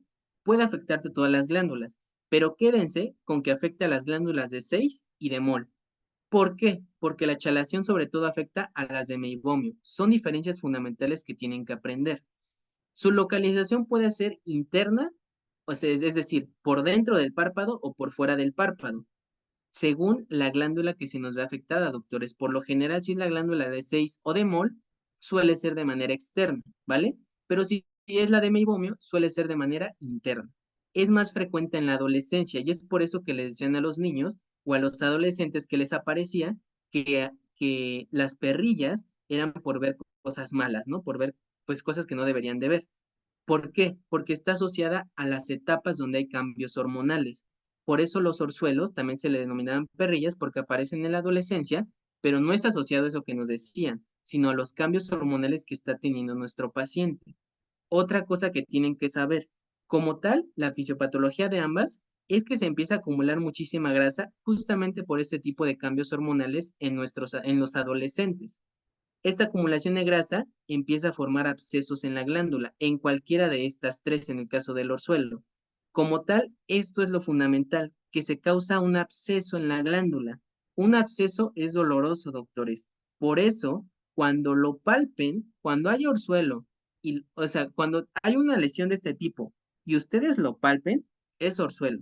¿Por qué? Porque va a haber un absceso, ya va a haber un proceso inflamatorio, ya se distendió la glándula y se endureció. Justamente por eso duele la palpación. En conclusión, orzuelo me duele la palpación, ¿ok? Y en la chalación, lo contrario. Por lo general, la chalación es una inflamación crónica, lo contrario a lo que veíamos al orzuelo, que es una infección aguda. La chalación puede afectarte una o varias glándulas, y estas son las de meibomio. En el caso del orzuelo, te afecta una glándula, pero pueden ser cualquiera de estas tres. Pero en el caso de la chalación, te puede afectar una o más glándulas, pero estas únicamente son las de meibomio. Son diferencias que tienen que aprender a identificar. Por lo general ya son secundarias a un proceso inflamatorio previo que tuvo el paciente. Es decir, el paciente con orzuelo puede llegar a desarrollar chalación, porque la chalación es algo crónico y el orzuelo es algo agudo. Esta tiende a ser algo que se denominan granulomas. Estos granulomas prácticamente cuando ustedes lo vean, cuando ustedes exploren a su paciente, eviertan el párpado y vean, van a ver estas nodulaciones. Eso es granulomatoso. Cuando vean nodulaciones, que vamos a ver en las siguientes diapositivas, esto es una chalación. Les comento, igual se producía por una obstrucción como tal del conducto glandular. Es por eso que se empieza a acumular toda la secreción y se empieza a ver esta bolita, en el caso de la chalación y es perceptible como un bultito indoloro. No va a doler, colegas. ¿Por qué? Porque la chalación ya es algo crónico y no crea un absceso. En cambio, el orzuelo sí lo creaba. Este va a crecer de manera lenta en el párpado y justamente por eso el paciente va a venir a buscar sobre todo remedios para lo estético, porque no le va a doler. ¿Tienen alguna duda con la diferencia de chalación y orzuelo? No, doctor, todo bien. Vale, es muy importante que aprendan esto, chicos. Y les voy a poner un ejemplo. Afortunadamente me tocaron dos casos de orzuelo y chalación. Mi paciente con orzuelo llegó a la consulta, llegó tapándose el ojo como si fuera su manita en forma así como de casa. Llegó tapándose el ojo y llegó diciendo, doctor, vengo a que me revise el ojo porque ya no aguanto la verdad. Cuando yo le quería revisar y literal, doctores, apenas le puse mi mano, empezó a gritar y decir, me duele muchísimo, doctor. Desde ahí, desde ese momento que su paciente no se quiere dejar revisar y le duele, es orzuelo, colegas, hasta que se demuestre lo contrario. Así me decía mi doctor de tercerito. Ahora, ¿qué pasa con los pacientes con chalación?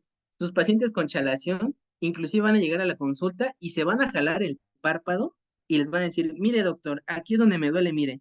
Y se van a estar toque y toque y se lo van a jalar el párpado y lo que quieran. Y no les va a doler. Esa es la diferencia de chala. Y ahí van a decir, pues como no le duele, ya se ve algo muy crónico. Puede que sea chalación. Y ya lo exploran, colegas. Pero eso como de tip les puede llegar a servir.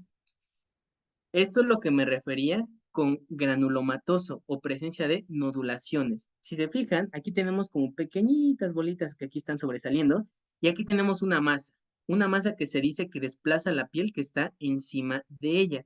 En este caso, colegas, este era un caso de chalación porque tiene este aspecto granulomatoso, como estas, les comento, pequeñas nodulaciones que están a nivel del párpado. En este caso, la afección es a nivel del párpado interno. Otra cosa también de diferente. Cuando es un cuadro inflamatorio, ¿qué quiere decir con un cuadro inflamatorio?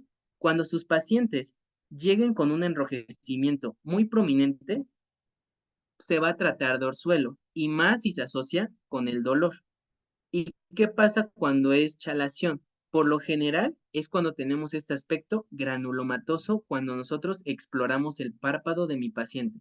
Cuando vean que tiene estas bolitas y que tiene esta masa que no le duele, chalación. Cuando vean que solo se trata de algo inflamatorio y le duele, orzuelo. Quédense con eso, colegas. Y estas otras tablitas que les puse para que vean aún más las diferencias de estos dos, porque se las van a preguntar. Les decía que el orzuelo por lo general es por causas infecciosas, sobre todo por Staphylococcus aureus, y la chalación es un proceso más obstructivo, por la glándula de Meibomian, ¿vale? Estas es como las dos diferencias que quería que vieran. Ahora, seguimos con la parte de párpados.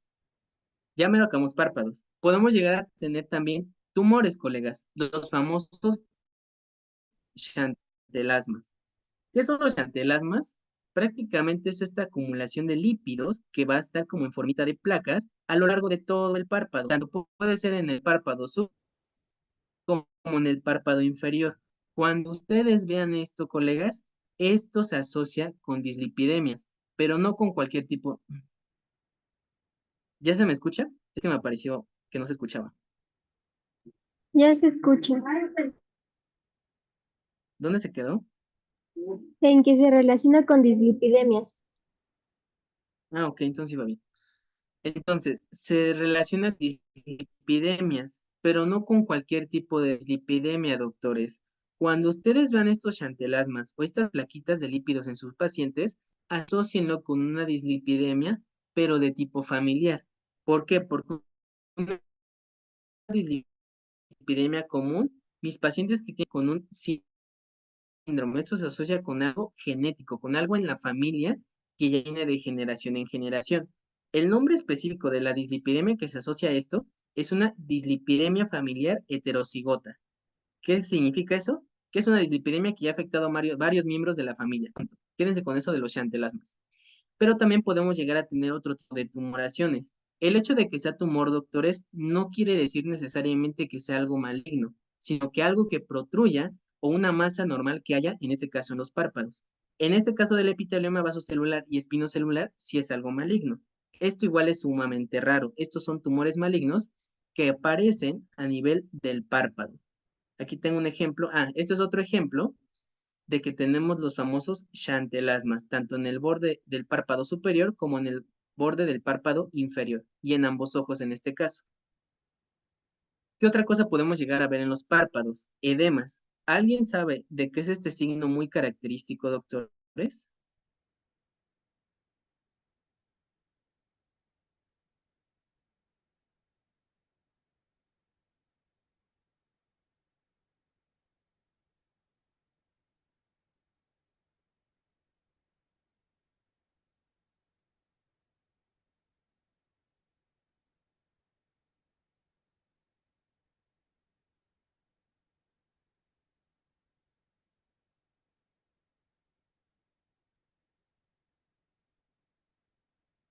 Ok, en este caso es por la enfermedad de Chagas, ¿vale? Este se llama signo de Romaña. Igual váyanselo aprendiendo porque se los pueden llegar a preguntar.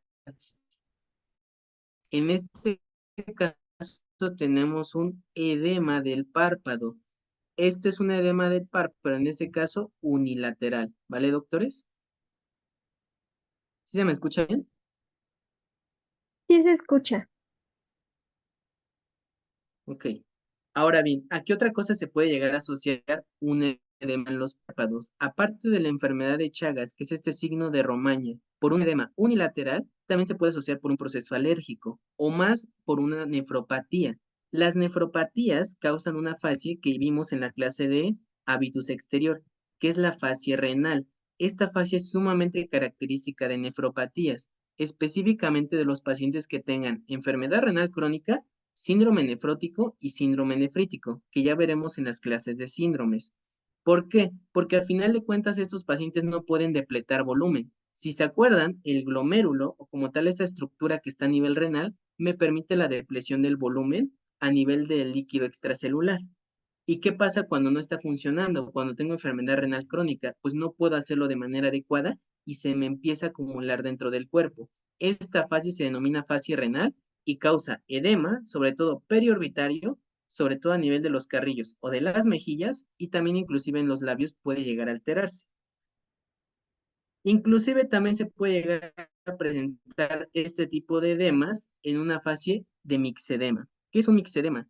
El mixedema, doctores, es algo o es una fase más avanzada y más peligrosa del hipotiroidismo. Ya lo veremos en la clase del síndrome. Pero el mixedema inclusive puede llegar a provocar, eh, pues sí, es muy mm, mucha morbimortalidad en el paciente puede llegar a provocar el mixedema, pero es una fase más avanzada del hipotiroidismo y es justamente por esta disminución de cómo está trabajando mi glándula tiroides. Si se fijan, aquí tenemos edema periorbitario, pues en ambos párpados, ¿vale? E inclusive, pues también podemos llegar a ver la afección a nivel de los carrillos o de las mejillas. En este caso es un paciente hipotiroideo con ixedema. Es otra enfermedad por la cual nos puede causar edema a nivel del borde de los párpados. Ok, ya acabamos con la parte de los párpados. ¿Tienen alguna duda con esta parte, doctores?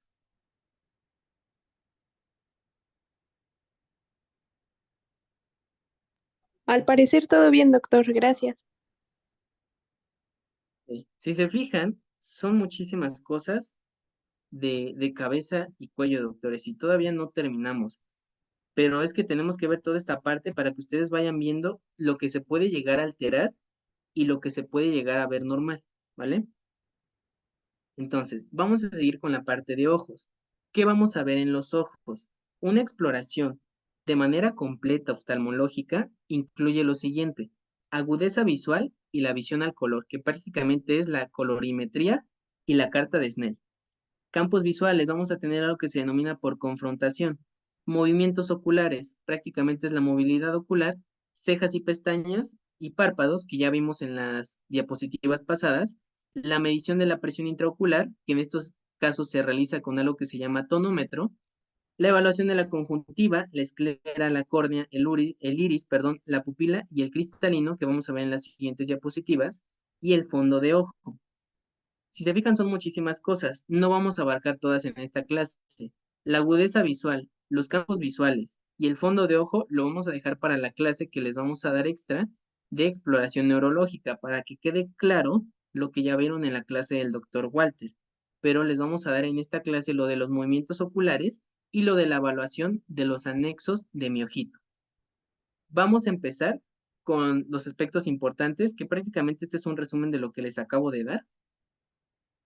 Entonces, tenemos muchas estructuras a nivel del ojito, doctores. Tenemos desde glándulas lagrimales hasta prácticamente conductos lagrimales. Ustedes se preguntarán, ¿los sacos lagrimales, las glándulas lagrimales y todo este trayecto se puede llegar a evaluar? Sí, no es lo más común, pero se puede llegar a evaluar, porque como ya vimos, en alguno de estos puntos, ya sea a nivel de los puntos lagrimales o de los conductos lagrimales, puede llegar a haber una obstrucción que me perjudique a nivel de mi ojito. Como veremos, hay una alteración que se llama dacriocistitis. Esta dacriocistitis produce una obstrucción del conducto lagrimal y produce mucho lagrimeo en el paciente, doctores. ¿Cuál es el tratamiento de este tipo de pacientes? Un masaje, que prácticamente ayuda para que se quite la obstrucción a nivel del conducto lagrimal. Ahora bien, vamos a iniciar con la exploración de los ojitos, doctores. Cuando ustedes estén enfrente de su paciente y le estén viendo los ojos, tóquenlos. Evidentemente, primero pidan consentimiento, lávense las manos y ya empiecen a tocar los párpados del paciente. Ustedes, sin miedo, doctores, hagan el párpado hacia abajo, hagan el párpado hacia arriba, ábranlo como ustedes puedan y empiecen a visualizar qué tiene mi paciente. En este caso, para visualizar la esclera y la conjuntiva. Porque imagínense que ustedes están revisando a su paciente y observan esto, que por ejemplo la esclera o esta partecita que le da el color blanco a mi ojito, lo ven amarillo. Estos son señales pues de ictericia, ¿no? Que es uno de los principales lugares donde se ve el aumento de las bilirrubinas en sangre. Eso es como lo importante.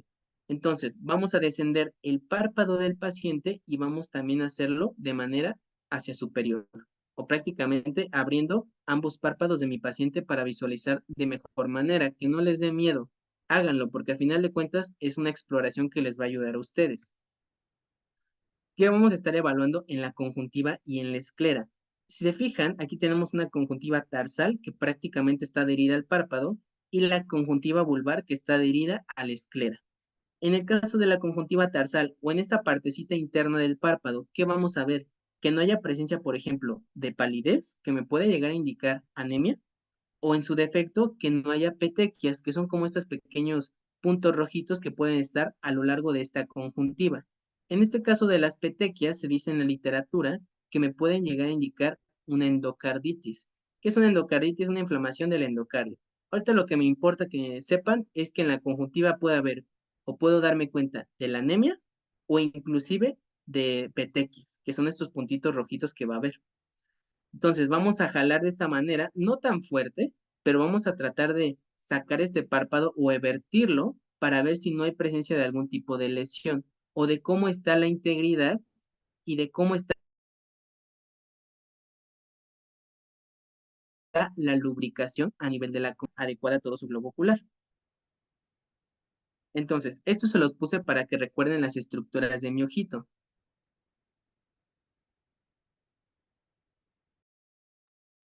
Vale. Entonces, esto se los puse para que recuerden las estructuras del ojo. Teníamos músculos extrínsecos del ojo. Estos igual los vamos a evaluar en la exploración de mi paciente. Recuerden, todos los músculos extrínsecos del ojo, o la mayor parte, van a estar inervados por el tercer músculo, por el tercer nervio, ¿vale? Que es el oculomotor, a excepción del recto lateral que va a estar inervado por el nervio abducens y por el recto inferior que va a estar, perdón, por el oblicuo superior que va a estar inervado por el nervio troclear. Son los dos únicos músculos que van a estar inervados por otro nervio. Todos los demás están inervados por el tercero, que es el oculomotor. Eso quédenselo porque ahorita lo vamos a ver. Ahora bien, ¿qué se le evalúa a la córnea, al iris y a la pupila? Si se fijan, la córnea va a ser esta parte que se va a continuar con la esclera. Aquí viene la esclera, doctores, y aquí la córnea es la que se va a continuar en la parte anterior. En el caso del iris, el iris, doctores, va a ser esta partecita que está de color café. Este como tal va a tener muchos melanocitos y es lo que me va a dar la coloración del ojo. Lo que ustedes dicen que es ojo azul, ojo café, ojo verde, este iris por la cantidad de melanocitos es el que me va a dar el color. Y por último vamos a tener la pupila. ¿Qué es la pupila? Va a ser este espacio que se va a abrir cuando yo tenga el ojito, como tal, pues abierto. En otras palabras, va a ser este espacio que va a haber entre los iris. Esto va a ser la pupila, doctores, ¿vale? Otra cosa importante del ojo es que recuerden las capitas. Recordemos que tiene tres capas, doctores. Una fibrosa, otra vascular y otra nerviosa. Como tal, la córnea va a ser un componente de la capa fibrosa, que les comentaba que es una de las que se continuaban de manera anterior con la esclera. La capa vascular va a estar compuesta por el iris. Esta capa vascular, como su nombre lo dice, va a proporcionar nutrición a mi ojito. Y vamos a tener la capa nerviosa que le va a dar esta capacidad justamente de lo visual, de poder ver, doctores, que en este caso va a ser la retina, o también denominada como capa funcional. Esto es lo mismo que les acabo de decir, las capas del ojito. Y vamos a ver las principales alteraciones que se pueden ver, doctores. Esto es sumamente común en la práctica clínica. Esto se denomina, si se fijan, esto es como de forma de cono, como si fuera una protrusión aquí, a nivel de la córnea. Esto se llama queratocono. Es una deformidad que va a estar en la córnea y va a ser producida por una degeneración, es decir, una degeneración conforme aumenta la edad, y este proceso de queratocono se puede ver agravado por traumatismos. Cuando ustedes se rascan el ojo, eso cuenta como un traumatismo y eso es un riesgo para que ustedes se produzcan queratocono. El queratocono no es algo, que les puede llegar a causar alteraciones en la vista, pero sí se ha visto asociado en personas que tienen miopías, doctores. Esta deformidad les comento que se llama queratocono y es cuando tenemos una córnea en forma de cono. Cuando ustedes exploren a su paciente, no únicamente lo van a explorar de manera anterior, es decir, ustedes van a estar enfrente y le van a hacer incidir el rayo de luz acá. No, se van a parar del lado de su paciente y van a hacer incidir el rayo de luz hacia acá y ustedes van a ver esta deformidad. Esto se aprecia de manera lateral, es decir, a los lados de su paciente tienen que estar explorando el ojito para que sea más evidente, doctores.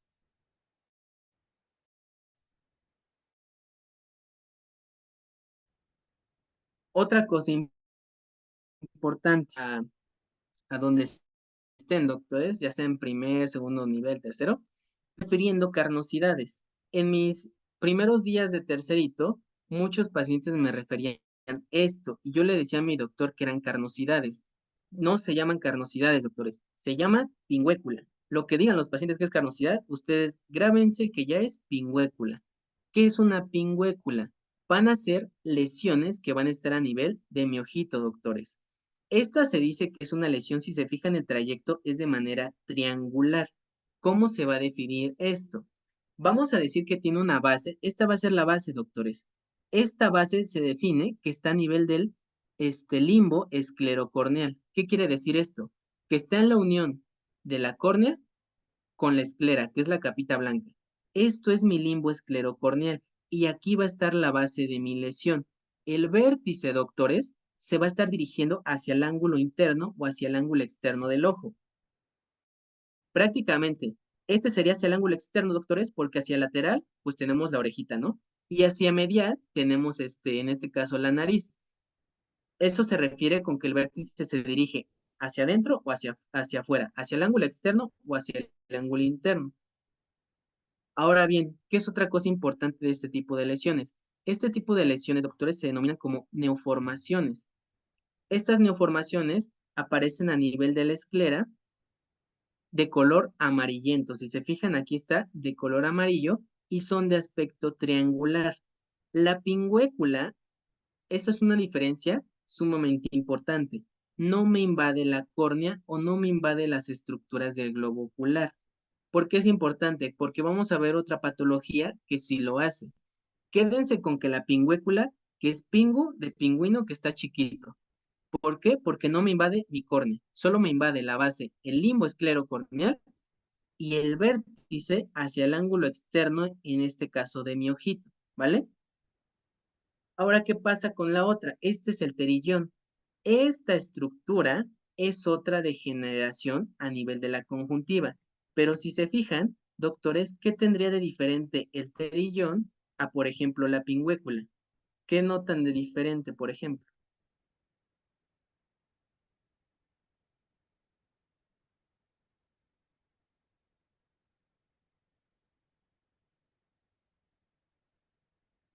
Pues la pingüécula les comentaba que no invade la córnea. En cuanto al terillón, exactamente, el terillón sí la invade. Y estas son diferencias fundamentales que ustedes tienen que empezar a determinar cuando vean este tipo de lesiones en sus pacientes. Y justamente como invade la córnea, el paciente va a referir que ve como opaco. Esto se denomina como que crea opacidades superficiales a nivel de la córnea. Este como tal ya me altera la vista del paciente y es como tal el primer motivo de consulta por el cual mi paciente viene acá, doctores. Entonces, ¿qué otra cosa tenemos que tener en cuenta en el terillón? Es de mayor tamaño y es más exuberante, se denomina así. ¿Por qué? Pues porque invade prácticamente hasta la córnea. Y si se fijan, doctores, está como invertido la orientación. Aquí en este caso la base está hacia los extremos de la nariz, ¿vale? Aquí estaría la nariz, doctores, aquí está mi basecita. Por eso se dice que que la base está hacia el extremo nasal y el ápice se dirige al limbo esclerocorneal, es decir, sobrepasa donde se une mi esclera con la córnea, llega hasta la córnea. Si se fijan, es invertido con lo que pasa acá, que mi base está en el limbo esclerocorneal y el vértice se va hacia el ángulo externo del ojo. Aquí es lo contrario, colegas. Esto es otra diferencia sumamente importante de estas dos. El crecimiento de la misma manera es lento y se extiende hasta la córnea. Quédense con esos. Y es neovascularizada, por eso se ven todos estos vasos sanguíneos a nivel de la lesión. Ahora, ya que vimos este tipo de alteraciones, nos vamos a los movimientos oculares. Vamos a empezar poniendo, le pueden poner la pluma o el dedo a su paciente. Cuando ustedes lo tengan de frente, lo primero que van a hacer para evaluar los movimientos oculares, doctores, va a ser poner su dedo o su pluma o lo que tengan a la mano enfrente de él para que haga este movimiento hacia medial de sus ojitos. Posteriormente a esto, van a empezar a alejar poco a poco su dedo o su pluma para ver cómo se van moviendo los ojos. ¿Qué vamos a valorar en este caso? Vamos a valorar que estos movimientos sean conjugados, es decir, que sean normales, o en su defecto, determinar si hay mirada desconjugada. O en otras palabras, que su mirada no sea normal, que haya presencia de algún tipo de desviación, por ejemplo. O cuando nosotros le estamos haciendo esta prueba, doctores, puede que haya nistagmus. ¿Qué es el nistagmus? El nistagmus es esta oscilación o va a ser este movimiento de los ojitos que van a hacer. van a ser movimientos muy finos. Vamos a ver luego ejemplos en los videos, pero el nistagmus, digámoslo, es como si este ojito le estuviera haciendo así. Es un movimiento muy fino, pero oscilatorio. Eso es el nistagmus. Ese nistagmus puede llegar a ser patológico y ustedes lo tienen que llegar a describir. O en su defecto, si ustedes le hacen, por ejemplo, la plumita arriba y los ojos del paciente empiezan a temblar de esta manera hacia arriba, eso es otro nistagmus, pero en este caso sería vertical, doctores. Quédense con que si le empieza a temblar el ojo, por así decirlo, eso es un nistagmus, ya sea lateral o ya sea vertical, ¿vale? Esta tabla también se la tienen que aprender, doctores, que es cuando yo le haga, o sea, hacia dónde tiene que ver mi paciente, le estoy evaluando un grupo muscular, doctores. Si le hago hacia arriba y hacia adentro, estoy evaluando el oblicuo inferior. Si le hago hacia arriba y hacia afuera, estoy evaluando el recto superior. Esta tabla, quédensela, se las van a preguntar cuando estén en tercerito y es importante para determinar que si mi paciente, por ejemplo, no puede hacer una aducción del ojo, es decir, mirar hacia adentro, pues puede que tenga afectado mi recto medial, ¿vale? Es prácticamente para determinar qué músculo está afectado, según el movimiento que no puede hacer mi paciente. Y aquí les dejo cómo lo van a describir. Cuando ustedes estén explorando a su paciente, le muevan el objeto, ya sea la pluma, le tienen que mover la pluma, doctores, en todas estas direcciones, en todas, doctores, su pluma, su dedo, lo que tengan, para que el paciente lo siga. Si, por ejemplo, ustedes notan que su paciente no puede mirar hacia arriba y hacia afuera, no le van a decir al doctor, el paciente no puede ver hacia arriba y hacia afuera, muy probablemente tenga lesión del recto superior. No, ustedes le van a decir, el paciente a la dextro, ¿qué significa dextro? Derecha. ¿Qué significa supra? Hacia arriba. ¿Qué significa aversión? Hacia afuera. El paciente en la dextro-supraversión no puede realizarlo. Muy probablemente se trate de una afección del recto superior, ¿vale? Estos son el nombre como tal médico de los movimientos del ojito. Si se fijan, dextro, todas hacia la derecha. Justamente, doctora, ese es el movimiento en H que pueden llegar a hacer en los pacientes. Esa es una manera de hacerlo, o sea, que inicies desde el centro, ¿no? Y luego, como si fueran los dos palitos de la H. Esa técnica les puede ayudar muchísimo, doctores. Y lo que quiero que se queden es cómo decirle al doctor con el que estén rotando. Pero sí, doctora, eso es lo que nos referimos con la H. Y por ejemplo, si se fijan aquí, dextro es de derecha, levo es de izquierda. Les comentaba, supra de arriba, infra de abajo. Y aquí igual, levo infra, izquierda hacia abajo, ¿vale? Versión hacia afuera. Si se fijan, no es muy complicado si le empiezan a tener sentido a cada palabra. Tenemos todos estos movimientos entonces de dextro, supraversión únicamente la mirada hacia arriba, levo supraversión mirada hacia arriba, pero hacia la izquierda, levo versión únicamente mirada hacia la izquierda, levo infraversión mirada hacia abajo hacia la izquierda, infraversión mirada hacia abajo, dextro infraversión hacia la derecha, hacia abajo y hacia afuera, y dextroversión, únicamente el movimiento hacia la derecha, para que los aprendan y para que sepan cómo decirlo, doctores, ¿vale? Esto de los reflejos igual es importante. Van a evaluar sobre todo dos tipos de reflejo, doctores, y les van a decir en sus notas. Al reflejo fotomotor y al reflejo corneal no hay presencia de alteraciones. Prácticamente lo que tienen que saber es que el reflejo fotomotor ustedes los van a inducir cuando le coloquen su lamparita de exploración o hagan incidir el rayo de luz en un ojito de mi paciente. ¿Cuándo van a provocar el reflejo, por ejemplo, corneal? Cuando ustedes le acerquen un objeto, doctores, sobre todo un hisopo de algodón, y mi paciente cierre su ojito. Ese es el reflejo corneal. Cuando ustedes vean que su paciente responde de manera adecuada al rayo de la luz, van a decir reflejo fotomotor de manera adecuada. Cuando ustedes le acerquen un objeto, en este caso, romo, que es el hisopo de algodón, y vean que responde adecuadamente, van a decir reflejo corneal conservado, ¿vale?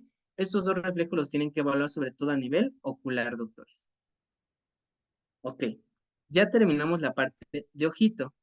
¿Tienen alguna duda?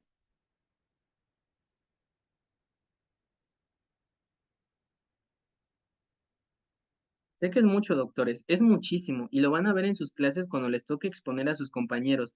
Van a poner el triple de información que les estoy poniendo, pero lo importante es que lo repasen en la práctica clínica y que cuando lleguen a tercerito ya no lleguen en ceros, ya sepan qué tienen que hacer con sus pacientes. ¿Alguna duda hasta ahorita que quieran que repita?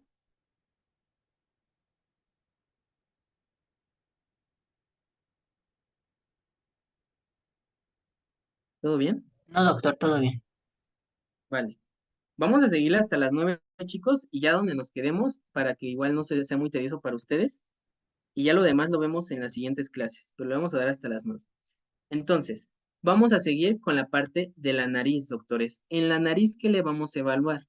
Deformidades, si hay presencia de asimetría, como lo veíamos en la parálisis facial, si hay algún tipo de proceso inflamatorio, que ya veíamos que el paciente puede llegar a tener un traumatismo que le produzca inflamación a nivel de la nariz, o si tenemos, por ejemplo, afección en la mucosa nasal, que sobre todo esto lo vamos a hacer en la rinoscopía o en la visualización de todas estas estructuras dentro de nuestra nariz, doctores. En general, vamos a inspeccionar la mucosa nasal, el tabique y cualquier anomalía que me llegue a presentar mi paciente. Eso es lo importante. Esta imagen se las trajo únicamente por dos cosas. Una es porque quiero que vean cómo está el cornete nasal medio, que está en la parte superior, y el cornete nasal inferior. Y justamente en la parte central vamos a tener el septum nasal. Estas tres estructuras quiero que se las queden porque las vamos a ver en la rinoscopía. Y justamente tenemos que ver, por ejemplo, que el septum nasal no esté desviado, lo que se le conoce como la desviación del tabique, o que los cornetes nasales medio e inferiores, doctores, no estén, por ejemplo, agrandados, que sea por un proceso inflamatorio, por ejemplo. Quiero que se queden con estas estructuras que vamos a ver. Y también que luego le den una leída a lo del plexo de Kieselbach, doctores. Si recuerdan en las clases de anatomía, este plexo ayuda a que el aire de mi nariz no entre como tal de manera fría, sino que lo calienta e inclusive humidifica el aire para que nosotros tengamos pues una mejor respiración, doctores, y como tal disminuyamos, por ejemplo, las infecciones. También nos ayuda para esa parte. Apréndanse estas arterias que forman el plexo de Kieselbach, luego léanlo para que no se los tuerzan en sus rotaciones, doctores. Entonces, cuando hagamos la rinoscopía, ustedes lo pueden hacer con su otoscopio, doctores, cuando se compren su equipo de exploración.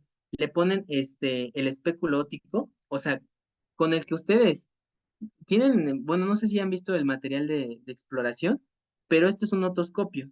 El otoscopio tiene un espéculo óptico, es decir, el que nos ayuda a hacer otoscopía.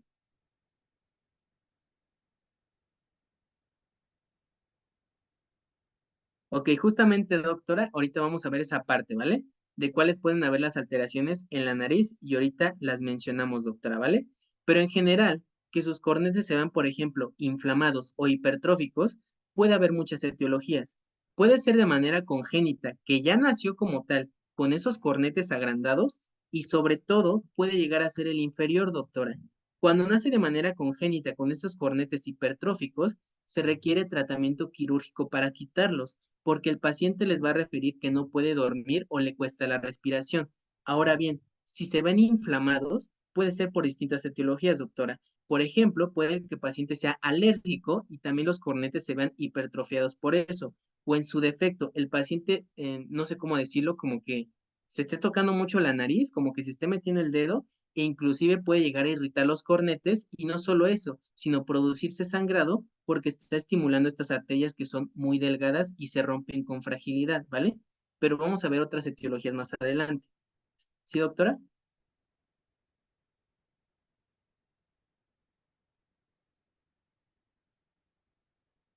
Vale. Entonces les comentaba que vamos a ver en las narinas con la rinoscopía. Entonces le meten el otoscopio a su pacientito, lo agarran si quieren así esta parte de la mejilla y le piden que haga su cabeza un poco hacia atrás para que ustedes puedan ver a través de este orificio cómo están las narinas. Van a ver estas estructuras, doctores. Este va a ser el tabique nasal, este va a ser el cornete medio que les comentaba y este va a ser el cornete inferior. Anatómicamente el cornete inferior es mayor o de mayor tamaño que el cornete medio. Es por esto que este cornete, cuando se hipertrofia, aunque sea un poquito, suele llegar a obstruir el conducto nasal. Y por eso les comentaba que puede llegar a ser una indicación de tratamiento quirúrgico. Entonces, como tal, la inspección de las narinas, les comentaba que vamos a insertar con suavidad. El vestíbulo es estos hoyitos de la nariz, doctores. Vamos a introducir para la rinoscopía, a través del vestíbulo, de manera, pues no brusca, de manera con suavidad, y lo vamos a ir inclinando junto con la cabeza de mi paciente. Le van a decir al paciente que haga su cabeza hacia atrás, y como tal, van a ir insertando este otoscopio a través de la nariz del paciente. Lo que les comentaba, es importante examinar su mucosa nasal, y esto incluye cómo está de color, porque qué tal si está irritada, si está eritematosa, si está hinchada, por ejemplo, o si tiene alguna presencia de exudados, ya veremos ejemplos más adelante, o inclusive si tiene presencia de hemorragia, ¿vale? Que sobre todo les comentaba que son en pacientes que tienen procesos alérgicos o se tocan mucho la nariz, doctores. En el caso del tabique nasal, es importante ver las desviaciones. Cuando estén en sus clínicas y exploren a sus pacientes, van a ver muchísimos casos de desviación de tabique. Las desviaciones de tabique no siempre son indicaciones quirúrgicas, pero sí pueden llegar a ser. Hay criterios, pero no nos vamos a meter en eso todavía, doctores. Les comentaba, esta parte es el tabique nasal, esta parte es el cornete medio y este va a ser el cornete inferior. Les comentaba, anatómicamente es más grande el inferior que el medio. Cuando van este grandote es el inferior y cuando ven uno más arriba es el medio.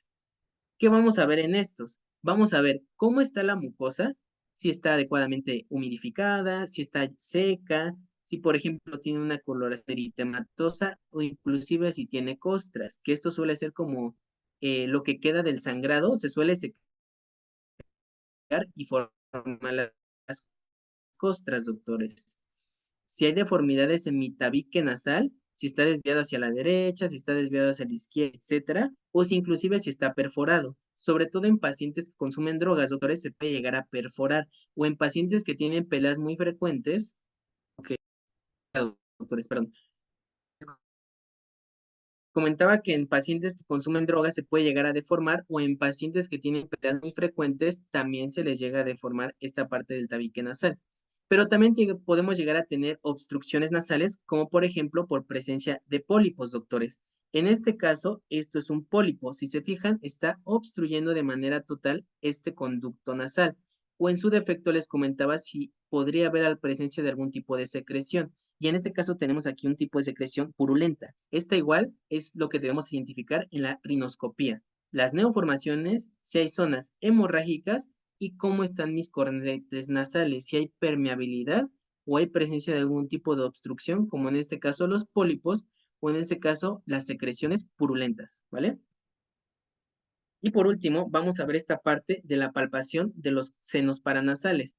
Recuerden que estos senos paranasales, chicos, son estructuras o huesos neumáticos en los cuales se alberga aire, pero no únicamente aire, también puede llegar a haber secreciones. Todas estas secreciones que salen de la nariz pueden llegar a acumularse aquí en los cornetes. Si recuerdan, tenemos varios tipos de cornetes, pero los que nos va a interesar ahorita son los senos frontales y los senos maxilares, ¿vale? ¿Cómo vamos a palpar estos senos paranasales? Vamos a palpar sobre todo a nivel frontal y sobre todo a nivel maxilar. Vamos a estar buscando zonas de hipersensibilidad. En otras palabras, cuando yo le presione a mi paciente a nivel frontal o a nivel maxilar, cuando yo le presione va a sentir dolor, ¿vale? Y eso lo tenemos que ver porque puede ser indicio de una sinusitis. De esta manera le vamos a palpar el seno frontal y de esta manera le vamos a palpar el seno maxilar. Si presenta dolor, le podemos hacer una prueba, doctores. Le podemos decir que agache la cabeza lo más que pueda. Los pacientes con sinusitis, una de sus síntomas o de las manifestaciones clínicas es que van a tener dolor cuando sientan presión y otra es dolor cuando inclinan la cabeza. Cuando un paciente incline la cabeza y les diga que siente dolor y la vuelva a subir, muy probablemente se trate de sinusitis, doctores. Aunado a eso, que tenga dolor a la palpación, pues corroboran su diagnóstico, doctores, ¿vale? Y aquí es una infografía para que vean un poco más sobre la sinusitis. Ok. Y pues aquí ya empezaríamos con boca, pero pues creo que en esta clase no terminaríamos. Ya falta, todavía falta algunas cosas, pero ya vimos la mayor parte. ¿Hasta ahorita tienen alguna duda con esto, doctores?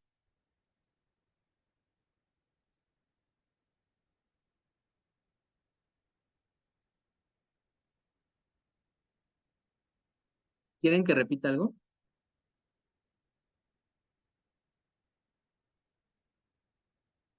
Ok, entonces yo creo que vamos a dejar la clase hasta aquí, doctores, porque ya va a ser las 9, ya llevamos 2 horas. La siguiente las vamos a ver lo que resta de boca, cuello y todas las demás horas, ¿vale? Ya les aviso por qué día es la clase y cómo vamos a seguir la dinámica. Y si no tienen dudas, doctores, pues nos vemos mañana a las 7 con la clase del doctor Canek de exploración de piel, ¿vale? O si no, yo les doy lo que queda de...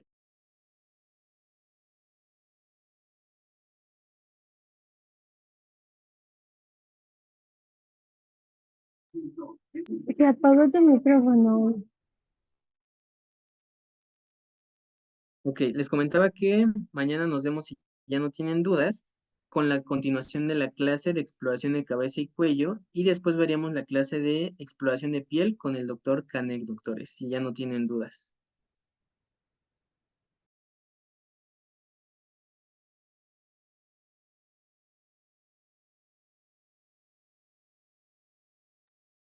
Hasta luego, doctores. Muchas gracias, doctor. Gracias, Adiós, doctor. doctor. Adiós, doctores.